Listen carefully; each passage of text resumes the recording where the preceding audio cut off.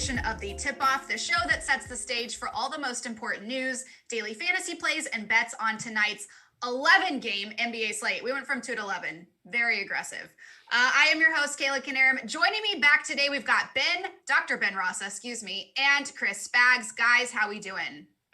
I feel great now that you're now at the point you're correcting yourself to give Ben this title of doctor that I think doesn't exist, but seems to exist more and more by the day. But happy to be here, happy to have a bunch of games. And I agree, could use a little ramp up, but as long as we've got Dr. Ben with us, I think it's going to be smooth sailing. Yeah, that's it. All right. Yeah, I mean, 2 games is not ideal, but this is a little much. I always complain no matter really what we get. We do have a ton of teams in action. I am excited to get back into it. I'm warmed up because I had college basketball all day. This is like my 4th round of games. So I'm ready to take it to the big leagues after watching teams most people didn't know existed all morning.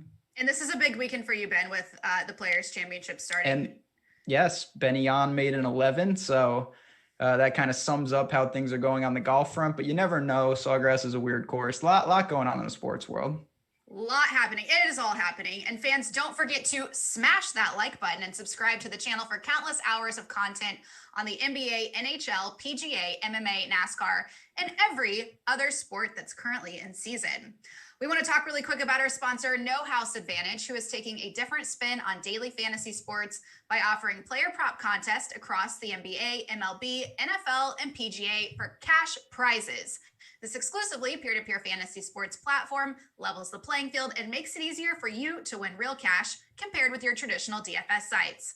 The best part is you can join for free today. Just download the No House Advantage app today and play in tonight's $10,000 NBA Slam Dunk Contest with $5,000 going to first place. Just use promo code Awesemo to receive a first match deposit bonus of up to $20. Beat your friends, not the house. Win big with player props today. And to celebrate the NBA's second half, we have a special deal for all first-time users of Awesemo Plus. You can get 50% off an Awesemo Plus weekly pass when you use promo code Shamrock at checkout. That's $15 for full Awesemo Plus access to all DFS sports, including the NBA, PGA, NHL, NASCAR, MMA, soccer, esports, and Ben's favorite college basketball projections just in time for March Madness. This offer is for first-time users only and is valid through March 17th. All right, guys. Yesterday, we had some notable successes on the show, including one big one we'll talk about later. But there's always some bad to come with the good in betting and DFS. So what were your bad beats from last night? Spags, we'll start with you.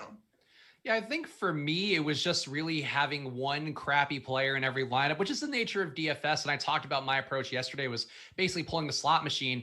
And I think really the one thing that ended up being a curveball that we talked about on the show, and this is not the success that we were going to hint at or going to tease for later on in the show, but LaMarcus Aldridge, I think I single-handedly got him eliminated from the Spurs roster yesterday by pointing out that he was a player that was more like subtraction by addition. And then he gets basically eliminated from the Spurs roster at the second the show ended or not too long thereafter.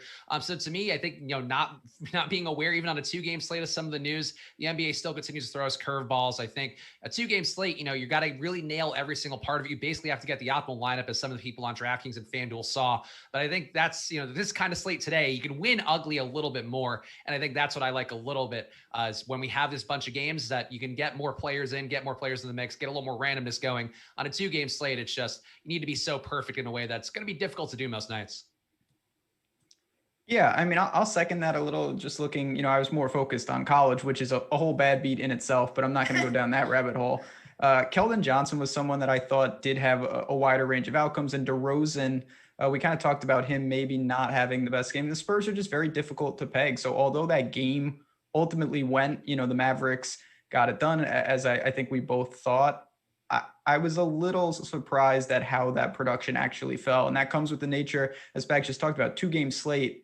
It's such a different dynamic. You're talking about raw points, and you really can't have misses because you're just boxed out immediately. All right, let's head over to our key news of the night. Ben Simmons and Joel Embiid will be out for the Sixers versus Chicago after a Barber-related COVID situation during All-Star break. Tobias Harris looks to be one of the top-owned plays today on Fanduel in particular. Actually, Ben, we'll start with you. Is he the Sixer you expect to benefit the most, or are other players more appealing with Philly's big 2 out? Certainly, I mean, he's the guy that's going to have to step up, and he's a very appealing price tag, going to have the usage, but it's not to say that it's just him. I mean, you're taking out the entirety core of the Sixers team, so they're going to need other guys, whether that's Shake Milton, I'm sure people are going to be interested in at a reasonable price tag. Seth Curry's a tougher one for me just because he's more reliant on getting set up. I don't know exactly how that'll impact in terms of his usage. He's a catch and shoot guy more than creating. And then there's some value as we work down some cheapies to go along with those guys. But certainly Tobias Harris is going to be popular even on a slate this big. And I think that's certainly warranted. Yeah, Tobias Harris to me on FanDuel looks pretty close to a lock play with his salary, not accounting for the fact that Ben Simmons and Embiid are out. On DraftKings, though, he has been priced up to sort of reflect that. And Tobias on the year without those two stars on the court, 30% usage rate, 25% assist rate. The numbers for him, I think, look really phenomenal, and he's going to be a core play for me on both sides today. But I think there's some questionable chalk that's going to come out of this. Furkan Korkmaz, we have projected to be one of the highest owned players on DraftKings as a value play. And I get it. People always want to cram in the value. Dwight Howard's been priced up now, so even if he picks up the start, kind of take a leap of faith with him. But to me, I would rather pay up to go to a guy Tobias, who the role is so solid. Whereas Furkan Korkmaz, I think might not start. I think there are some ways for him to not get the secure run that people might be expecting. I'd rather have a Shake Milton as well. I'd rather go some different directions. I'd rather take those stabs at Seth Curry and Danny Green. But I think really Tobias is the one you should be banking on tonight, especially if you're playing on FanDuel, where just too deep of a discount to avoid, I think, for the most part. Can you say Korkmaz's name 5 times fast? Furkan Korkmaz, Furkan Korkmaz, Furkan Korkmaz, Furkan Korkmaz, Furkan Korkmaz. Whoa! Wow! I didn't know I had it in me, but I'm so glad. I can't even say it once, so that's more impressive. That was really impressive. It teeters on getting close to profanity, though, so I feel like that's the issue. But I came out clean. Well done, Spags. All right. Toronto will remain without Pascal Siakam, Fred VanVleet, and OG Anunoby for their game against Atlanta. Spags, are you willing to ride with Kyle Lowry and Norman Powell again with their DFS prices now accounting for their teammates' absences? I think because of the matchup against Atlanta, to me, it seems like a spot that I would want to trust Lowry and Powell again. Powell and other guys had a pretty big usage jump, gets a little more an assist upside as well, but they're really a 29% usage for him in core time without those stars, the guys like VanVleet, Siakam, and Anunoby. Anunoby, not a high usage guy, but Siakam and VanVleet just opened up so many possessions. Lowry, I think, the price has sort of been squeezed out of him, but I know there are some guys, people in the chat before the show started, were talking about playing LaMelo Ball, and I think I just have less interest in LaMelo at his price where it is now, reflecting him starting for a while. He's going to continue to start. Lowry's price to me is up, but it's not up enough for where it should be for a guy with a 45% assist rate who also gets a bump in usage. Really is going to dictate, I think, how Toronto plays for these next few games if these guys continue to be out. So Lowry, a little bit of rest for him, I think doesn't hurt for an older player. I really think the spot for Lowry is really good. So I'm willing to go there, even though, Ben, I think the prices here could get to the point of being untenable, especially on a slate of this size. Yeah, that's the thing. As Kayla pointed out in the question, a lot of the value has been, you're paying for it already. You don't have as big a path to success. It doesn't mean that Lowry can't get there. It just means that if he's not super effective, it could be a problem because the opportunity cost is raised and we're not getting a quick reaction. When a guy's ruled out on this show or on the deeper dive, certainly the price can't react, and that's where you're going to create that value. The weird thing about the Raptors, though, I do love the matchup. And looking at it, though, you have some cheapies there that I think people, if they want to jam, could go to, whether it's Johnson or Bembry. And then you've got like Norman Powell just kind of in no man's land. I have no problem with Lowry. It's certainly a deep enough slate where I don't think he's even close. You mentioned Tobias on FanDuel is close to a lock. I don't put Kyle Lowry in that type of territory, but I do think that if you're landing on him, absolutely nothing wrong with it given the situation for Toronto. All right. Bam will remain out for Miami with a knee injury for their Battle of Florida tonight against Orlando. Kelly Olynyk started for Bam before the All-Star break, but other Heat players could benefit. Ben, who's most appealing for the Heat with no Bam? Yeah, certainly Kelly Olynyk. I mean, if he can shoot 80% from 3, 7 from 8 from the field, that'll play. I doubt that happens, obviously, but this is a situation you could look to attack the Magic's front court. Other than that, though, I mean, you've got Precious Achiuwa. If you're looking to punt, I think he'll garner. There's a lot of guys, though. We've already mentioned in 3 games, there are sub 4K tags on DraftKings that are more than playable. So you're going to have options if you're going to that stars and scrubs type of lineup. Other than that, I don't think anyone's going to garner a ton of ownership. It's a pretty fair matchup. The Heat still 9-point favorites at home. 210 total is not what you're really looking for. So you've got the front court to exploit, but it doesn't really change anything too much in my mind.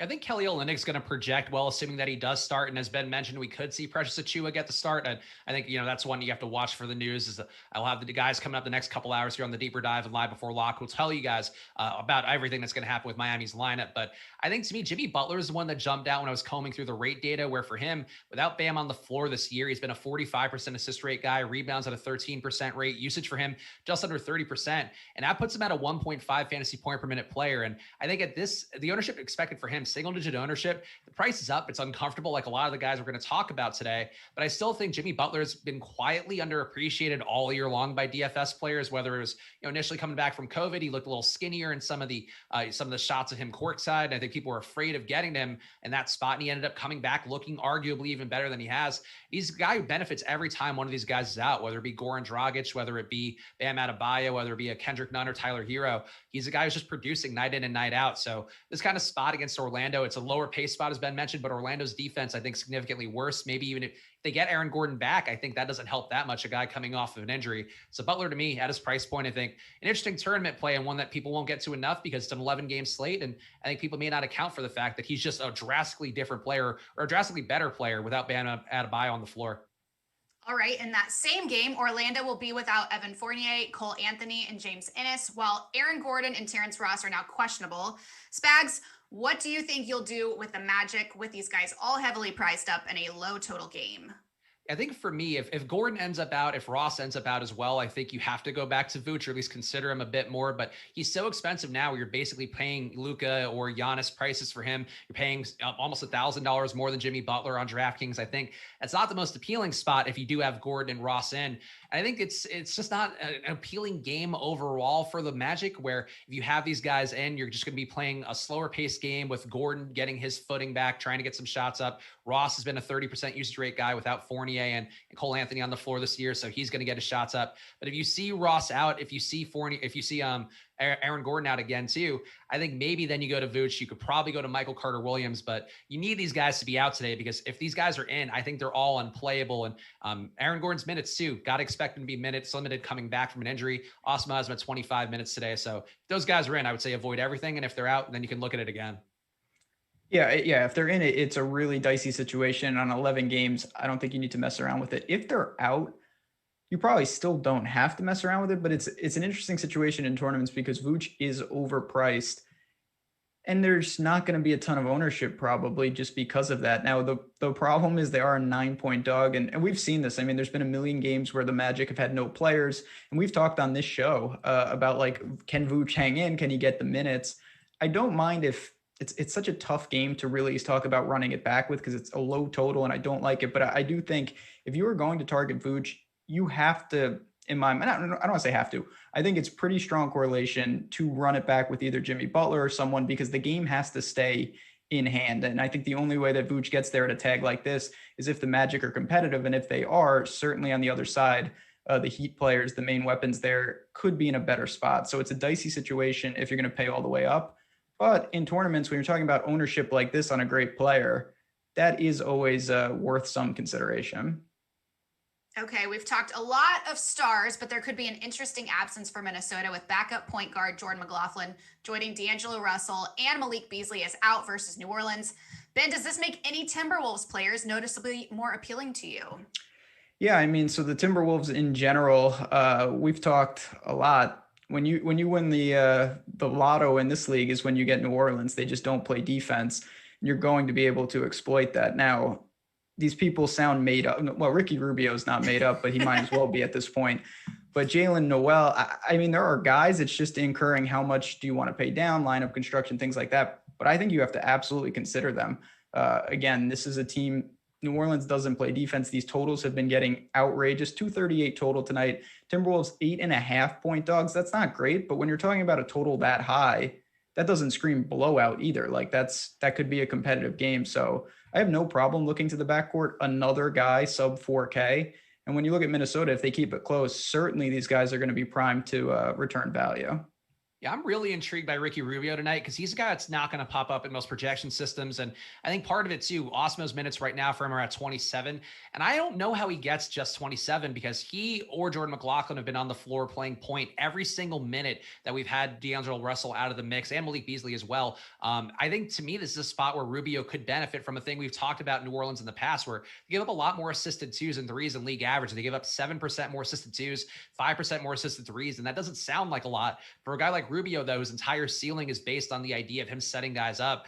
I think he gets a lot more appealing here, and I would be surprised if he doesn't get to 30 minutes. So in this spot, I think if you're going to play any Pelicans, especially, you have to consider Rubio. I just think Rubio's at an awkward price point. Nobody's going to really get to him, but he screams a guy who should benefit here because just they've been splitting 48, and I think you have to see more run for Rubio today, just because McLaughlin's been really the one who's been capping his upside every single night. And you said these sound like made-up names, and yes, they do. Can we talk about?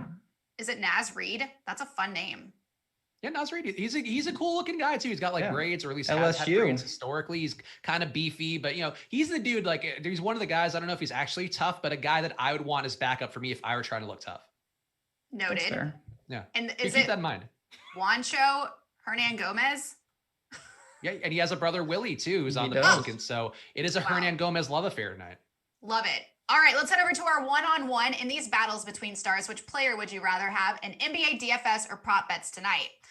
We'll kick it off with John Wall, who had 2 games over 46 fantasy points before the All-Star break.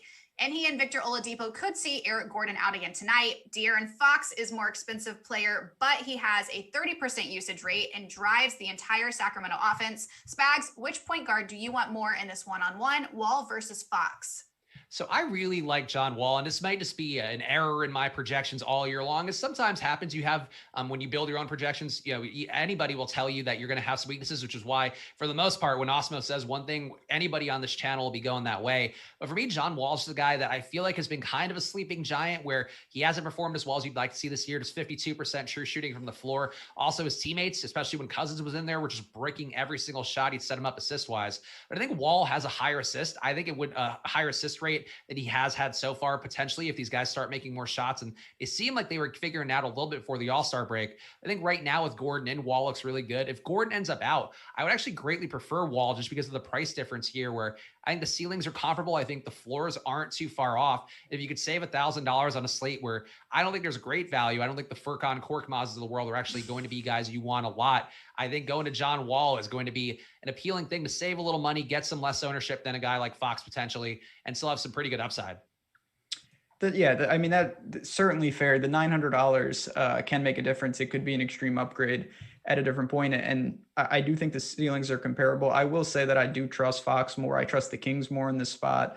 Spags, you mentioned the usage rate. They're a favorite at home here. And I would be pretty confident that De'Aaron Fox is going to have a quality game, whereas the Rockets just have more unknowns. We haven't seen Wall and Oladipo a ton together. I think a lot of things are still in flux there. So to me, again, this is where it comes down to lineup construction. If I had the money and it was 91, I would click Fox and I wouldn't think twice. But if you're looking and you're not loving things, you don't want to pay down again, certainly trying to save a full $1,000 and upgrade elsewhere. John Wall still checks out in this matchup, even though I do prefer Fox if the pricing was similar. Zion Williamson averaged over 50 fantasy points in his last 5 games before the All-Star break. Tonight, he faces Karl Anthony Towns, a man who should continue to benefit from less high-usage players available in the Timberwolves rotation. Ben, who do you want in this one-on-one battle of the big men tonight? Zion versus Towns. So, yeah, Zion struggled a little in the All-Star game, putting down those dunks, but I'm going to go right to him. $700 difference. And although the Pelicans don't play defense, I don't really trust Minnesota's front court regardless. So just looking at Zion, I think I've been super impressed. Maybe that's because I had lower expectations than most, probably a stupid opinion on my part, but playing solid minutes, the minutes are secure in the mid 30s. Assist rate is good. Getting boards, obviously extremely efficient from the field. He's going to continue to do that. Price is reasonable on an 11 game slate. Don't think he's going to garner a ton of interest relative to some of the other things here. So I think it's all systems go at home for a team. Again, the Pelicans are a solid favorite, and Zion, he should be in line for a very big game.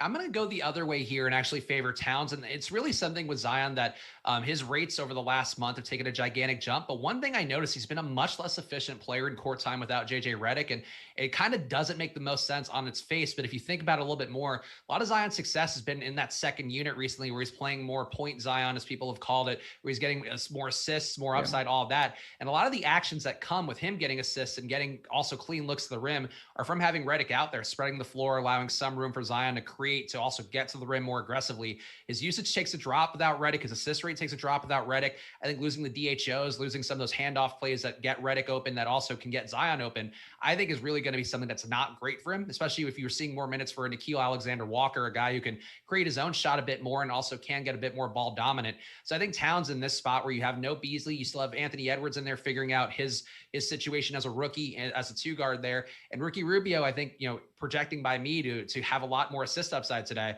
I think Towns is actually going to be really appealing. And I think people will see those Zion games and go, oh, this guy's fantastic. How could I fade him? But his price is up now. Towns, I think, still kind of affordable. And to me, I just think he's a sneakier play here. If there is some sort of weird Zion Redick correlation that makes sense if you think about it, but on the surface, people just won't catch. Giannis won the All-Star MVP and should be somewhat refreshed versus the Knicks after a brief rest during the break. Luka Doncic was not quite as good during the All-Star weekend, and tonight he's on a back-to-back against the Thunder. Spags, which high-price stud do you want in this one-on-one, Giannis versus Doncic? I think you're not going to really go wrong on a projection basis with either guy. And, Luka was my guy yesterday, who I basically said was going to be 100% of my lineups. He ended up going that way. Didn't matter that much because everybody else is playing Luka too, but I just figured that being a core part of builds is important. Today, I don't think you really need either guy, especially with the value out there. And I really do like the 8K range on DraftKings a lot, where you have Lowry, you have Wall, you have some guys at the forward positions as well who have some upside. I think to me, there's a lot of ways to get away from these guys. And that said, I just like a back-to-back for Luka. You got to take the guy who's going to be well-rested, who's been rolling downhill, who looked great in some of the court time without Drew Holiday. And then Drew Holiday's been back and been less of a factor. I think Giannis, to me, it just looks like the guy you'd want here. I just don't consider either guy to be a necessary piece today. Like, sure, they could end up in a winning lineup, especially if value opens up. But right now, I think the construction doesn't necessitate either, even though I would definitely prefer Giannis tonight. Yeah, it was perfect timing. Andrew Kang, friend of the show, hitting us with the super chat, and we appreciate that, and asked about Luka or Giannis. Also asked about Bacon, who, yeah, I mean, I think that's a fine punt play if you want to go there. There's just a lot of guys at that price point, but if the Magic guys are ruled out, I don't mind that. In terms of Luka or Giannis, I'm with Spags in the sense I don't think I would want to go to either of them, but I will flip it. We're going to get there. I'll save a little. I don't really like the spot for Giannis tonight. I think I'm too much of a homer here, but I respect that Knicks defense. Giannis favored on the road, or not Giannis favored on the road, Luka favored on the road against Kayla's Thunder. I'd rather go there, but I really think lineup construction in this type of slate is more on the balance side. I'm not sure I'd want to break the bank for either of them. All right, good stuff. Not able to watch your favorite Awesemo shows on YouTube? Almost all of our Awesemo YouTube shows are available through the Awesemo Podcast Network. We've got a podcast for every sport, and we're available on every major platform. So head on over to awesemo.com/podcast to check out the latest. Just leave a 5-star review on one of our podcasts with your Twitter handle or email address, and you'll be eligible to win a free week of Awesemo Plus Platinum. One winner will be rewarded every Friday, and reviews will be eligible to win for up to 1 year. Best of luck. All right, it is time for the Dr. Ben Rasa prop bet of the day. But first, here's a quick clip from yesterday's show. Well, coming out of the break here, I think this is a pretty good time to jump on some overinflated situations, similar to what we talked about with Dylan Brooks. I'm going to do that with Ja here. Under 24.5 points tonight is worth a shot. I think the game is high scoring, but not to the extent where I'm worried that much. So that's my favorite prop of the day, short and Ja Morant. Yeah, I'm actually very much on the same page as Ben here, which we should be, honestly. Ben, I feel like you've nailed every single prop, and I'm actually pretty confident because I do the run sheets before, that Ben's nailed every single prop on shows that I've been on, so I don't want to put too much pressure on Dr. Ben now, but yeah, I've been on a good run until you just said that. Maybe this will balance out the destruction in college, but yeah, it's been a good, and listen, this speaks to, I can honestly say this, Jordan pulled it on the screen. You go to OddsShopper, you hunt for that value, you can find some edges. And Spags, you've talked about this, when I was on Zach LaVine, you brought up Kobe White, and he was able to get it going, these 3-point props, things like that.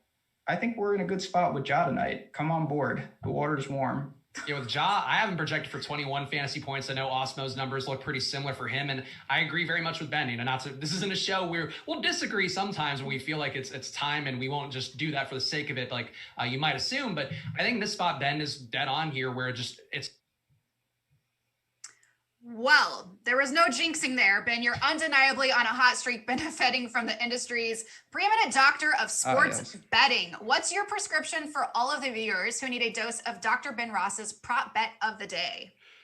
Well, first of all, that we're gonna have to ask that segment. Listening to myself, Spags, is that as bad for you as it is for me? I hate that. I'm used to it. I actually listen back to my shows like a coach reviewing tape to see how things went and where it went wrong. It's good to watch film. It is, but it's painful. You got to be aware of yourself, Ben. You spend so much time on camera. You're a doctor of sports betting. You need to know more. But I just need to.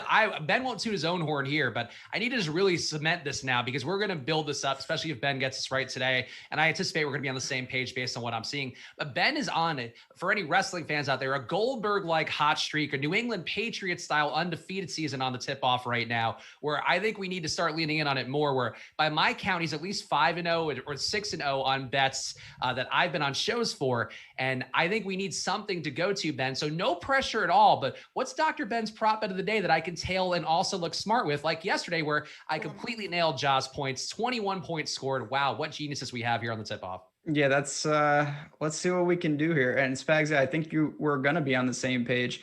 So looking at this, a lot more options, but we actually just talked about this. I was stunned.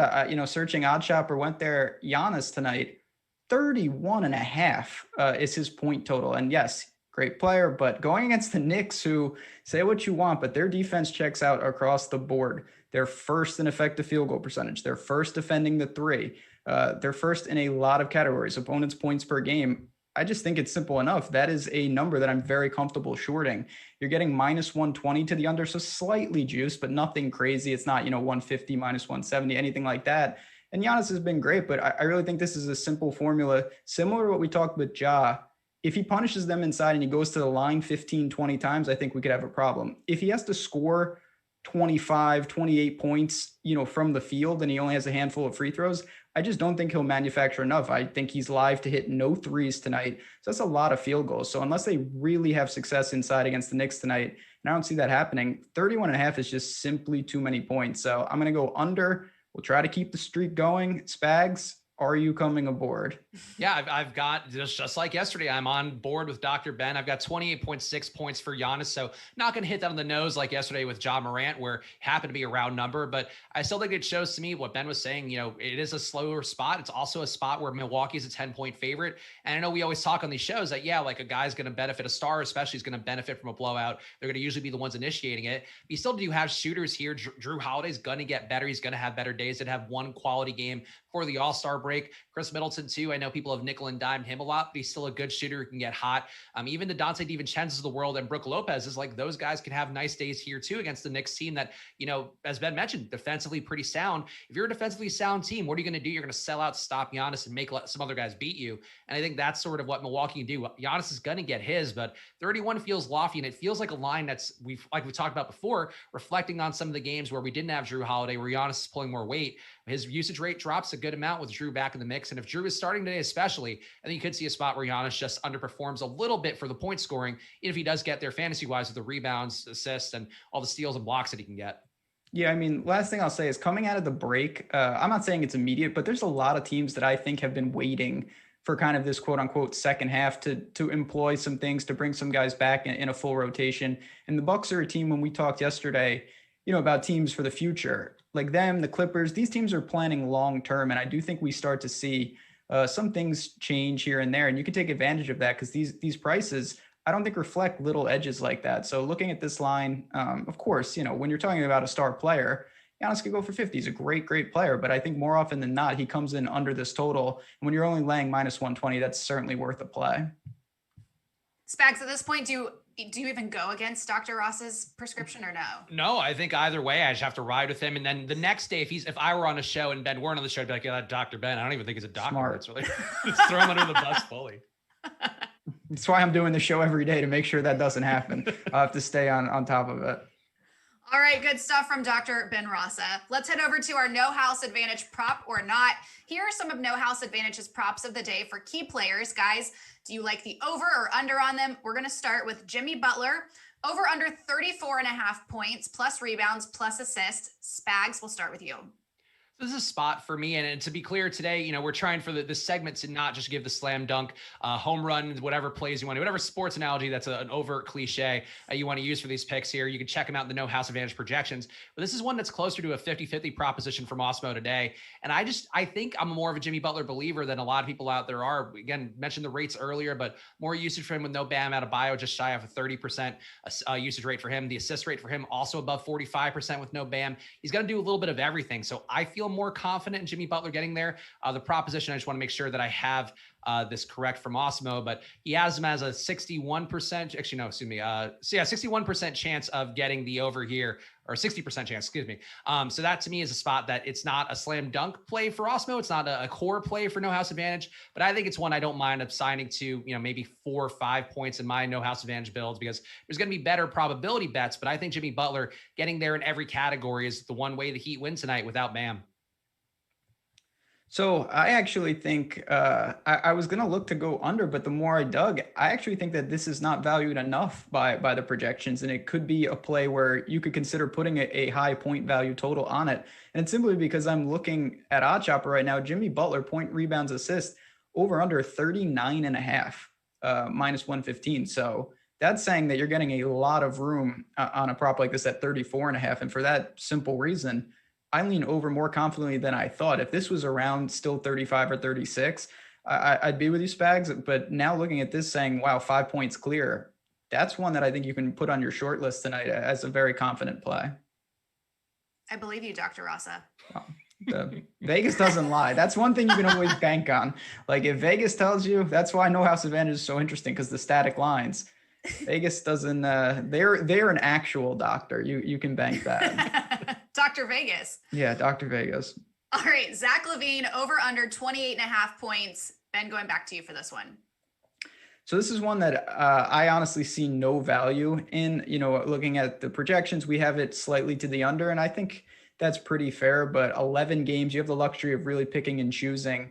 And I just look at this situation, Zach LaVine has been very impressive. No problem with it. He's certainly live to get hot from the outside and do some damage, but I don't want any part of this. So against a Sixers team where there's more questions than answers, personnel issues, as we talked about, don't know what that defense is even going to look like tonight.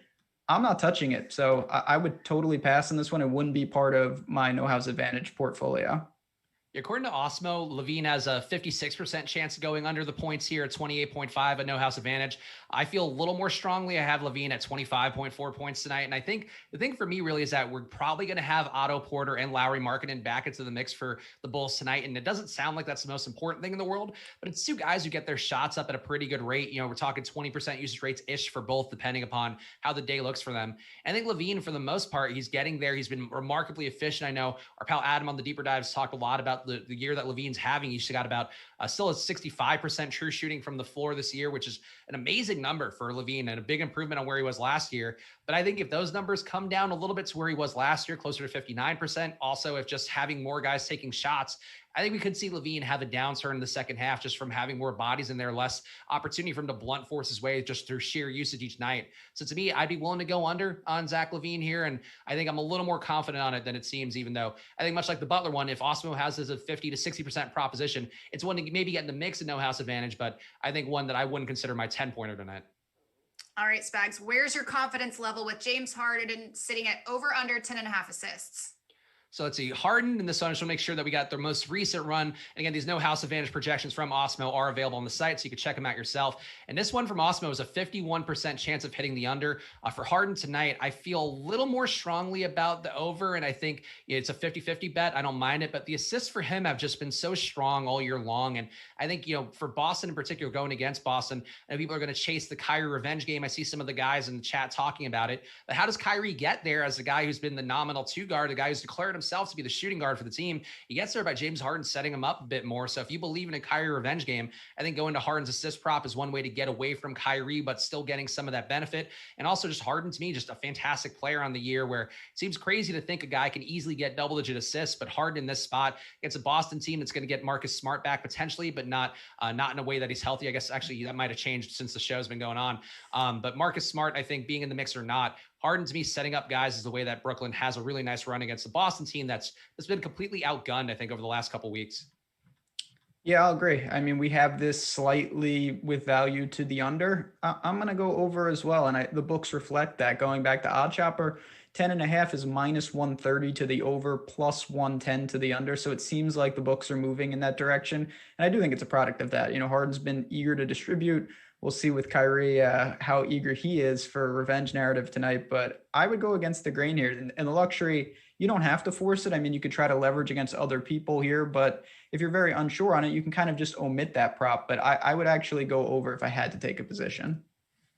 All right, and the highest probability bet on the board, according to Awesemo, is the under on Terrence Ross's points plus rebounds at 24.5. Assuming he plays, Ben, would this be your 10-pointer on No House Advantage? Yes. There are props like this that you really can't get in the betting market for a variety of reasons, but they're still available on a site like No House Advantage. So we'll see if he plays, but if he does, that's just an egregious number. And that is why it's been quickly, we'll put that in the Alex Lynn bucket from yesterday, which was just insane. This is not nearly as crazy as that, but this is one you certainly have to keep an eye on. It's north of 80% to the under right now. Yeah, I think with this one too, it does seem like one that could change if Aaron Gordon did make it into the lineups. And I think that's something that's important to watch. And of course, Terrence Ross doesn't play. I know has advantage. If a guy doesn't play, taking the under doesn't do anything for you. You just don't get any points for it. So keep that in mind too. But if Gordon is in, I think Ross's role gets smaller. We've seen him start shooting a little bit more before the All-Star break. He was up to a 30% usage rate in court time without Fournier, without Fultz, without all these guys who are out for the Magic. And I think if Gordon is in, I would still very much think this is one of the best bets of the day. If Gordon's out, I think then maybe you move away from it. But right now, this does seem like the highest probability according to Awesemo's projections. And I think that's with good reason, because just more mouths to feed always makes it tough for a guy like Ross, who is probably now going to be, if Gordon's back in, a third option, maybe a fourth option, depending upon how much Michael Carter-Williams is feeling himself tonight. All right, y'all, don't forget to play on No House Advantage, our sponsor, who is taking a different spin on daily fantasy sports by offering player prop contests across the NBA, MLB, NFL, and PGA for cash prizes. This exclusively peer-to-peer fantasy sports platform levels the playing field and makes it easier for you to win real cash compared with your traditional DFS sites. The best part is you can join for free today. Just download the No House Advantage app and use promo code Awesemo to receive a first match deposit bonus of up to $20. Be your friends, not the house. Win big with player props today. Heading over to our DFS hedge. Guys, how can you hedge daily fantasy lineups with a bet like taking the over on a prop for a player you're fading tonight? Spags, we'll start with you. I think the one thing I would consider, because I'm really anticipating being heavy on the idea of Tobias Harris, definitely on the Fanduel lineups I'll be playing. I'm sure he'll be in all those, on Draftkings as well. I'm sure I'll be getting him a bunch. But I think the idea of taking Chicago in this spot to win against Philadelphia is kind of appealing. They are a 3-point favorite, I guess, accounting for the lack of Embiid and the lack of Simmons as well. But I think, to me, that's just one bet you can make here, where if Tobias Harris has a bad day, the Bulls probably win. And to me, that's one way you could immediately make up your entry fees without too crazy of a bet. So going to Chicago, I think, is really the one that jumps out to me, given that we're pretty short on time here. Yeah, and I'll save some time, because I think on an 11-game slate, this is not the spot to do it. Maybe if you get to the late game and something is completely correlated to your DFS success, you could look at it, but not at the beginning of the night. All right, don't forget to check out the new win percentage and ROI percentage tools on oddshopper.awesemo.com to see some of the highest probability bets according to Alex Awesemo Baker every single night. Good timing. There it is. Perfect. In real life, there is no such thing as a bad dog. In betting and DFS, there are a lot of underdogs who may have no chance in their game. So guys, who's your good dog to target tonight and who's a bad one? Ben, your good dog is the Blazers, 4.5 point favorite, 4.5 point dog at home, minus 105 as well. Just two teams that I think are very competitive. We talked about yesterday, the Suns have been very impressive, but I still think there's a lot of questions just in general with the West. Lillard's been on fire. He can single-handedly win games like this. If he gets going from outside, the Suns have been good defending the three. If he gets loose tonight, I think that the Blazers, who are always strong at home, take a slight upset in this one. I think my good dog is going to be Toronto. I'm a big fan of Kyle Lowry. I don't know why this has become a theme for every show we've had recently, but I just like what he does night in, night out, especially when he gets the opportunity to show that he still has his game. And, if you want to buy into the trade rumors around him too, this is certainly a spot that you can showcase him if you want. But going against Atlanta, going against Trae Young in particular, I think this is a spot where you could see Lowry have a ceiling game. And, whether they win or lose, they're a 3-point dog at home. I don't think that seems right to me. I think that's a little bit too much respect for an Atlanta team that's so up and down. For me, I'd rather just trust in Lowry, trust in Norman Powell, and I think Toronto can get it done. And Spags, your bad dog is? I think my bad dog is going to be Boston, and it's really not that big of a spread. It's only a 2-point spread here favoring Brooklyn, but I really think the Nets are a team of, maybe not a team of destiny, but a team that we talked about yesterday, one of the better futures odds in the league, number 2 overall behind the Lakers to win the title. And I think this spot tonight, you can throw in whatever revenge narratives you want, but if they don't have Marcus Smart tonight, whether he's playing partially, whether he's playing, not playing at all, I think in this spot, Brooklyn can really put it on Boston in a way that makes it uncomfortable. So maybe they don't have a massive spread here, but I think they can easily cover a 2-point spread. So I would favor Brooklyn here and think that Boston as a bad dog tonight for me by a wide margin. I'm going with the Timberwolves. I love dogs, but they have serious problems right now. They're as bad as it gets. It's as simple as they're the worst team and they got nothing going for them. The Pelicans at home are much better. The Timberwolves are bad on the road. They're bad at home too. So it doesn't really matter. 8.5 points is a pretty nice spread for them, but at the same time, in a game this up and down, 238 total, Pelicans by double digits. That's where I'd go. All right, it's time for make or break, guys. Which player, game currently looks like a make or break spot to you on tonight's slate, Ben? So I think if the Sixers game is probably the most polarizing, just because we have such a giant situation without Embiid and Simmons. So when you talk about Tobias Harris, but it's not just him. If you're going to Shake Milton, if you're going to the cheapies, if you're going to those peripheral players, that's probably going to go a long way in an 11-game slate. So that's a game, on the betting side, which I come at it from, I don't really have a strong take, but on the DFS side, certainly Tobias Harris is going to be at the top of the list of players you need to get right tonight. Yeah, that's exactly where I'll be. Tobias Harris. I mean, and it sucks because I know people on the YouTube chat, especially, and on Twitter too, really anywhere you're going to find people love the idea of just fading chalk willy-nilly and talk about this guy's too highly owned. I just got to get away from it. And sometimes it does work out, but sometimes you have guys in really good spots like Tobias Harris, where he's playing a Chicago team that defensively isn't that good. That's getting some more not great defenders back in the mix tonight, potentially. I think that bodes well for Tobias. So he's my make or break. And then of course, my boy, Kyle Lowry. So really the spots that everybody will be targeting tonight, I will be right there with you guys, so we can all be chalk donkeys and live or die together. All right, in our last minute of today's show, fade of the day, is there one game, player, or team that you anticipate you'll have a lot less interest in than the rest of the public? Spags. I think for me, it's going to be the Pelicans for some of the reasons I mentioned earlier with Zion, where I have some concerns that just missing a guy like JJ Redick does change the way that things look for them overall. And I think still, there's potential, as Ben mentioned, that they could just also put it down on Minnesota in a very meaningful way and make it an uncomfortable spread there where you're not seeing a full run for Zion or Brandon Ingram or really any of these guys. So I think that spot for me, I don't anticipate having much of the Pelicans tonight. And I think if anything, I'll have a lot more Timberwolves in the hopes that my boy Ricky Rubio could become less of a creative player, perhaps become a real boy tonight.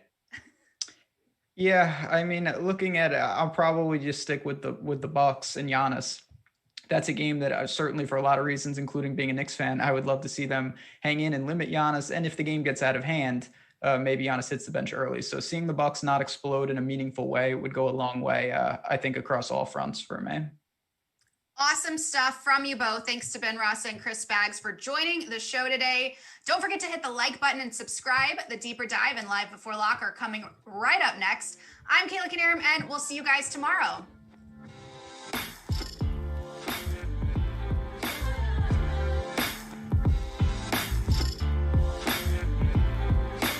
Yeah. All right. Have a good Thanks, day, everyone. guys.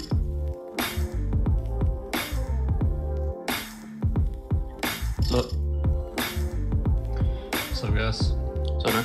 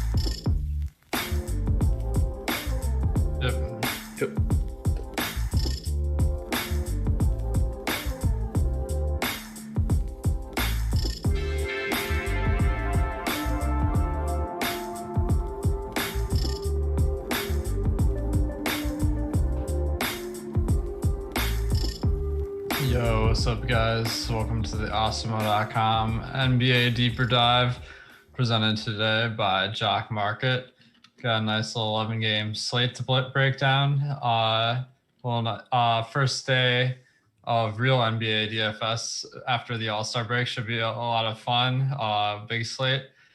Joined today by Adam. Should my money share? Adam, how you doing, man? Doing pretty good. Should be a pretty fun one to talk about. And I think at least right now, it kind of looks like a difficult one where a lot of pricing is pretty efficient because you've gotten a lot of teams adding players, getting healthier over the break. So I think there's a lot of situations where we normally would look for value, teams are getting healthier, getting more expensive. So I think it's a pretty difficult slate, which normally I think makes for a pretty fun night. Yeah, definitely. A lot of guys back from being out over the break. So not a ton of value today, but there are a couple of teams that are going to be really good targets. Now, we got to talk a second about best ball, because I saw you in a couple of the drafts over the All-Star break. Man, did you see that? It didn't even fill half the way. Yeah, I wish I had gotten in a little bit earlier. I wish I'd spent a little more time preparing for it as well. I also wish that Jaren Jackson wasn't immediately ruled out for another month, killing probably like half of my teams. But it definitely was something that I wish I had spent some more time on over the break. Well, half the teams are going to make the playoffs anyway, so it shouldn't matter. But let us know in the chat if you guys got in on some of those, because that was kind of fun over the All-Star break. Before we get into the slate, guys, if you can hit that thumbs up button, greatly appreciate that positive feedback. Also, Jock Market is our sponsor, and they're like the stock exchange of fantasy sports. So you can buy and sell shares of players in real time. And at the end of the night, you get payouts based on what rank each player finished in.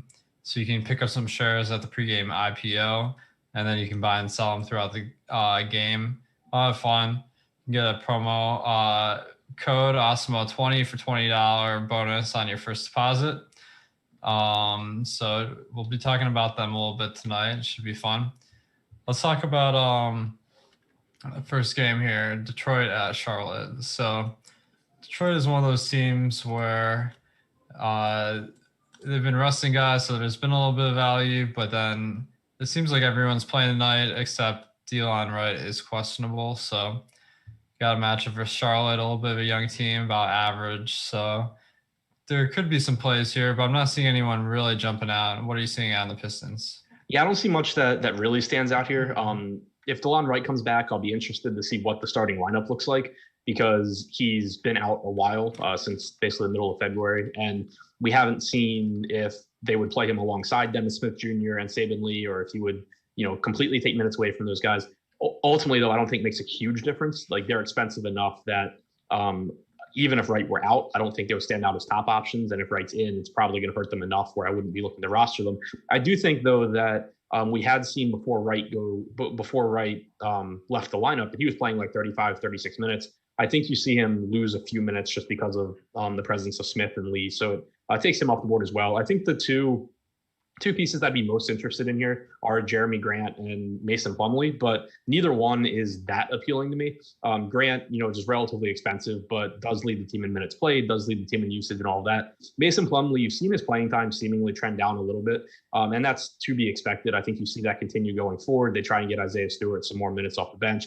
I wouldn't be surprised if by the end of the season, Plumlee is just sitting on the bench resting, but it makes it so, expecting 29, 30 minutes from him is pretty tough to make him a priority, even though his rates are higher without Blake Griffin. Yeah, definitely. Jeremy Grant looks like a nice option. One of the guys that's going to be a little bit lower owned, but still has upside. And Mason Plumlee, as you mentioned, the minutes haven't been great, but I think there's still value there. And then with Delon Wright, we have Josh Jackson back today as well. So I think Smith and Lee will probably play point guard, because we saw Wright start at shooting guard earlier in the season. That'll allow them to keep those guys in the rotation. Although I guess it's not really a priority for them to get Dennis Smith minutes over like Steve Mikhailuk or anything. But I'm not really seeing too much on here. On the Charlotte side, we had a couple of guys get healthy over the break. Devontae Graham, who's on a minutes limit tonight. and Cody Zeller. There's been nothing announced, but I'm not expecting necessarily him to go back to playing huge minutes. So that being said, I do see Zeller is pretty cheap on the slates or on the sites tonight. So I'm thinking maybe a decent value option. Do you see Zeller having any value tonight? Yeah, I think Zeller's an interesting value. For the season in his starts, he's averaged about 25 and a half, 26 minutes per game.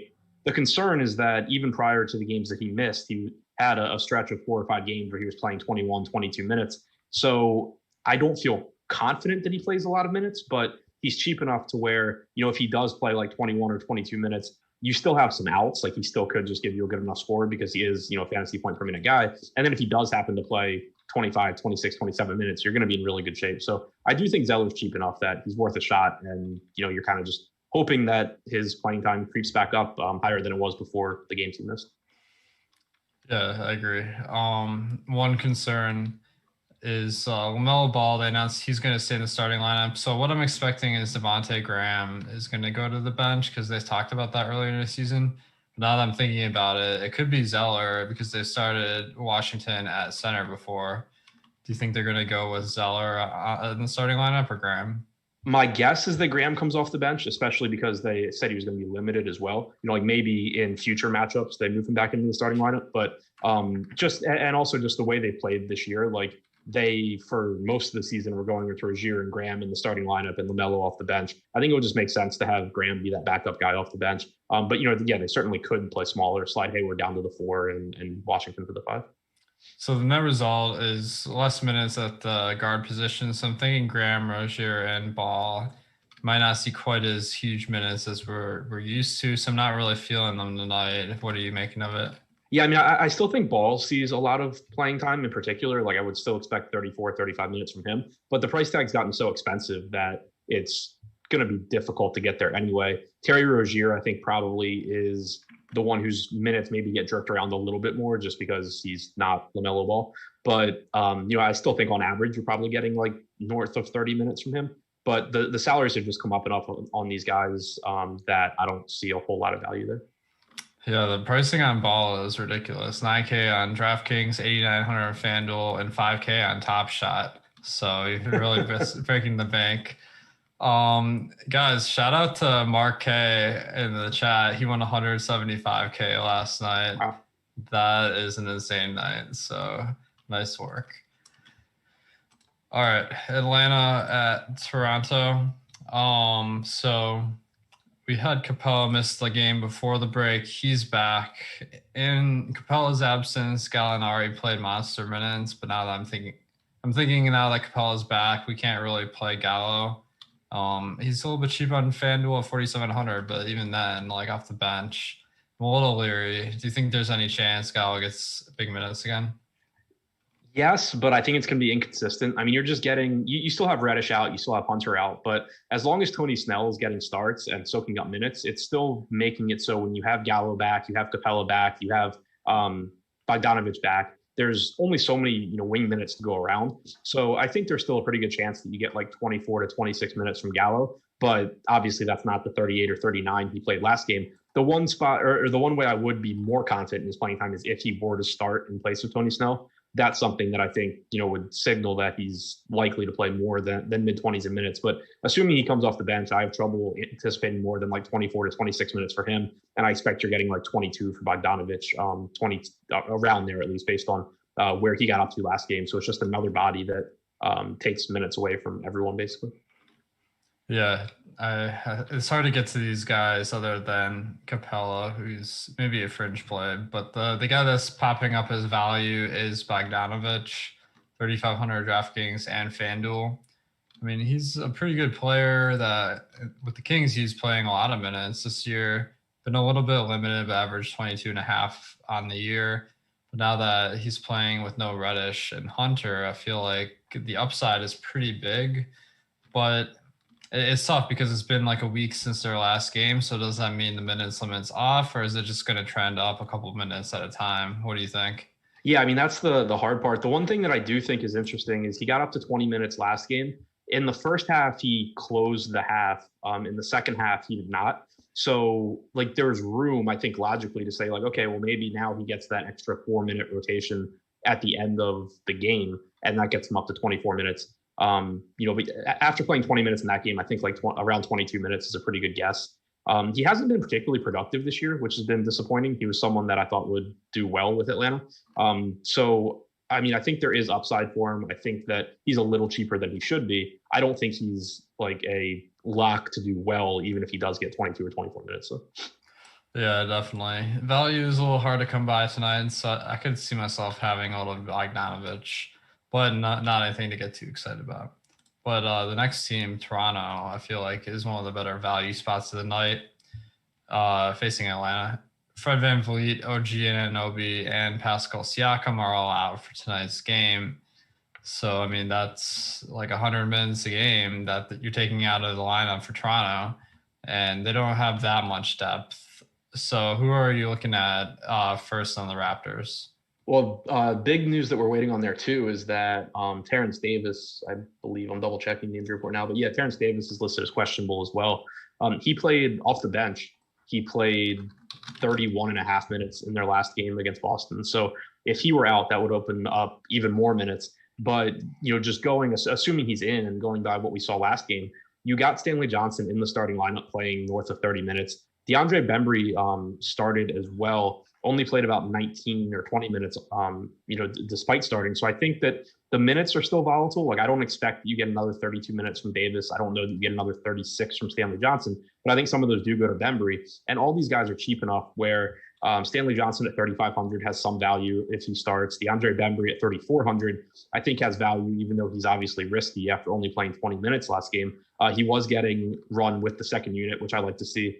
He was subbing in for Kyle Lowry whenever Lowry went to the bench. So I think that there is value here. It's just still, if Davis is in, I think it's still pretty risky value because they still have enough bodies that they can kind of move guys in and out based on how they're playing. Yeah, I kind of like Bembry as well. I feel like he's one of those guys that is a little bit underrated when you just look at fantasy stats, at least if you go by the metric of the coach playing them minutes.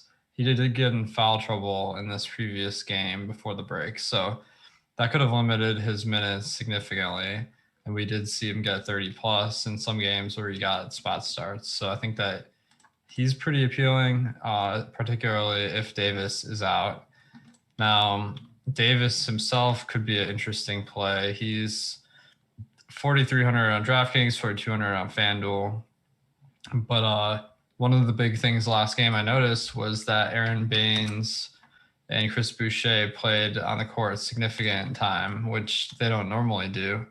They ran with an 8-man rotation versus Celtics. The Celtics started Tice and Tristan Thompson, which are two center kind of bigs, where Atlanta starting Collins and Capella. So I'm seeing that same dynamic. Do you think we see a lot of Baines and Boucher playing on the court at the same time tonight? Yeah, I think so, just based on how that game went. Like you said, you had Tice and Thompson start that game for Boston. You got a lot of minutes for Boucher and Baines alongside each other. And then now you have a very similar dynamic with Collins and with Capella. So I definitely think that it's likely you see both of those guys. I mean, it's scary projecting them for big minutes because we've seen their minutes be so volatile this season. But based on the rotation that they used in that game and the way that they match up against Atlanta, I think it's more likely than not that you see a similar rotation from the Raptors in the front court. Nice. Yeah, that would make Baines and Boucher look like pretty solid fantasy plays, particularly on FanDuel, where Boucher is 6,500, Baines is 3,900. Thanks, Andrew, for the super chat. He says, would you rather have one or two studs, Luka, Giannis, Harden, and a few super value plays, or be well-rounded up and down the entire lineup? And why is everyone hating on Zion? It looks like he should smash. So how do you like to handle it? Do you like to go balance, or do you like stars and scrubs? I typically end up stars and scrubs. I just think in general, it gives you a higher ceiling, especially like even on a slate like this. Like you and I had said, there's not a ton of really good value, but there's still a ton of really cheap options because there's so many games. And there's a pretty good chance that just because of how many options there are, some of these guys have much bigger games than we're anticipating. And I know you've mentioned it before, but to win a tournament, you really have to be wrong about most of your projections in that lineup. So I think it's just from an upside standpoint, like you're putting yourself in a position to hopefully just hit on the right cheap guys. And then you know that the guys at the top are very likely to be the highest scorers. I agree. And I also think part of it is that the site's priced down the very top end to make it possible to build lineups sometimes. Like, so there is better value at the top a lot of nights. And then when it comes to Zion, I mean, I think he's probably a better player than fantasy player because he gets a ton of points, but the rebounding is a little bit lackluster for a power forward, and then decent assists. Not anything as far as peripherals to get overly excited about. What are your general feelings on Zion and fantasy? Mostly agree with you. We have seen the assist numbers come up recently and the assist opportunities come up. I caught the end of the show before us too. Spags wasn't high on Zion. So I will say I'm much higher on Zion than Spags is, maybe a little higher than you are, but I personally like Zion a lot tonight. Nice. All right. We got, let's go back to Toronto and just cover the rest of the lineup. So Stanley Johnson got the start and played monster minutes in the last game. And then the other starters, we got Norman Powell, who he's expensive, but seems to be able to pay off these price tags. He's 7,200 on Draftkings, 7,500 on Fanduel. I mean, that's a little sticker shock, but who do you go to Powell tonight? It's tough to get there. He's going to play huge minutes, really, as long as he's not in foul trouble. You don't really see how that doesn't happen. He's got a mid-20s usage rate without Van Vliet or Siakam on the floor as well. So he'll get opportunities. I think it's just really difficult on a slate this big to go there. Like, I'd rather go to Lowry if I have the money. Obviously he's a little bit more expensive, but he should be the number one option offensively. He's averaged about 1.15 fantasy points per minute since last year in the games he played without those guys. So I think he looks a little bit better for the salary. And then we already touched on Boucher as a high upside guy who, like, I think his minutes are a lot more volatile than Norman Powell's are, but he just produces at a much higher rate. And he does have the potential at least to play 33, 34 minutes. So I think those guys kind of sandwiched around Powell in terms of salary look a little bit better. Yeah, I agree. Powell is probably a little bit harder to get to, but not a bad play. All right, let's go to Boston at Brooklyn. Boston, they have Marcus Smart coming back, so that I think it hurts guys' fantasy value more than it helps anyone in particular, because now, aside from Walker, Brown, and Tatum, I don't feel great about anyone's minutes. Maybe Tice, but all in all, a great matchup versus Brooklyn, but because they got everyone healthy and guys are priced up due to some of these absences, I'm not seeing a ton for fantasy tonight on the Boston Celtics. What are you thinking about the Celtics tonight? Yeah, that's where I'm at as well. I just think they're one of these teams that we alluded to at the beginning where, obviously Smart himself coming back isn't the biggest deal because he takes minutes away from guys. Like, he'll most likely push Tristan Thompson back to the bench. And he's going to take some minutes away, but he's not taking a lot of usage away from the main three guys. He's not taking a lot of fantasy production, but you're adding Marcus Smart in, but you also have to keep in mind that it wasn't that long ago that they were missing other pieces from their main three as well. So you had already seen the prices on these guys come up, and then now you're just adding one more piece. It's not to say that Tatum or Jaylen Brown or Kemba can't have a big game in this matchup, but I think that they're pretty clearly more expensive than they really should be on average, just given the fact that all three guys are healthy plus Smart. Agreed. Yeah. So not the most exciting fantasy options tonight. Although, we got some good players in general on the Celtics. I'm a little bit surprised by them not being projected for more points versus Brooklyn, but let's go to Brooklyn here. They made a splash over the break by signing Blake Griffin, who got buyout from the Pistons, but Blake is out tonight, so he'll have to pass through the COVID protocols and stuff, I assume. That leaves us with, we got Kyrie and Harden, our blue chip players, and then we got a lot of guys that are a little bit more inconsistent. So how are you feeling about Brooklyn?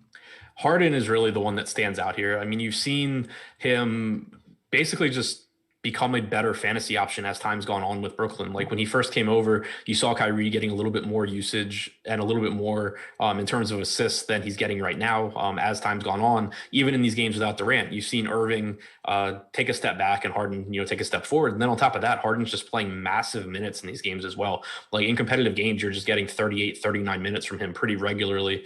And then also the rebounding numbers are great. And that's a stat that is normally pretty stable from game to game. So it's just, you're kind of just expecting a triple double night in and night out from Harden. And I think that's really, the playing time is what really distinguishes him. Like when you look at the other guys at the top, Giannis, I think, is a similarly projected player. Doncic obviously has a really high ceiling, but you're just expecting a couple extra minutes from Harden. And that when you're talking about someone that produces at as high a rate as he does, that's a pretty big deal. So I think Harden really stands out. Irving, I think it's tougher to get to that price point. Clearly, he has a high ceiling still. He's a really good player. He still has about a 30% usage rate playing with Harden, and the assist percentage is, decent, but I think that it's a lot more difficult to get to him than it is to Harden. Agreed. We did get a super chat from Extrap Roses. Thanks, man. So he's asking about Levine. Chicago's facing off against the depleted Phillies team, but they have Markkanen back as well as Otto Porter tonight. So that's kind of mitigating my interest in Levine, but what do you think?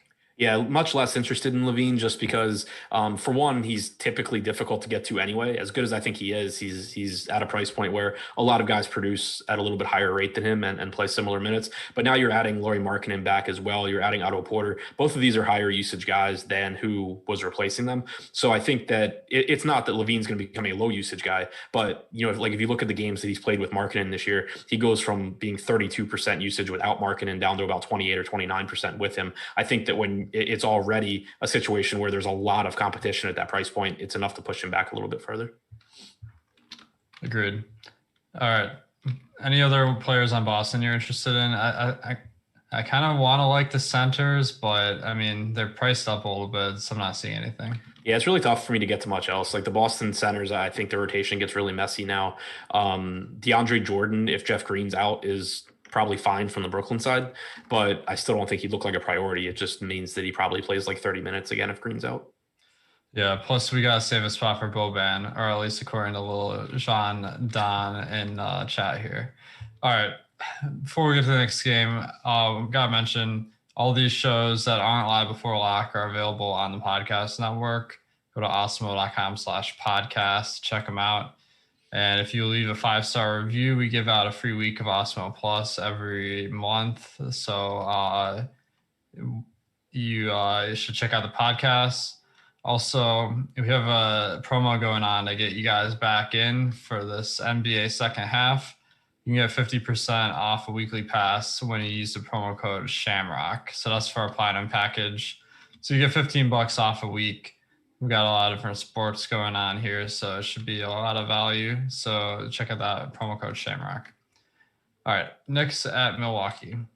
So Alfred Payton came back for the last game. That was their usual starting five coming back. And then tonight, Nerlens Noel had been seeing huge minutes, but Taj Gibson is questionable for this one. So I expect him to take a step back probably, but man, those minutes have been like ridiculous. So what do you think will happen with Noel if Taj is back tonight?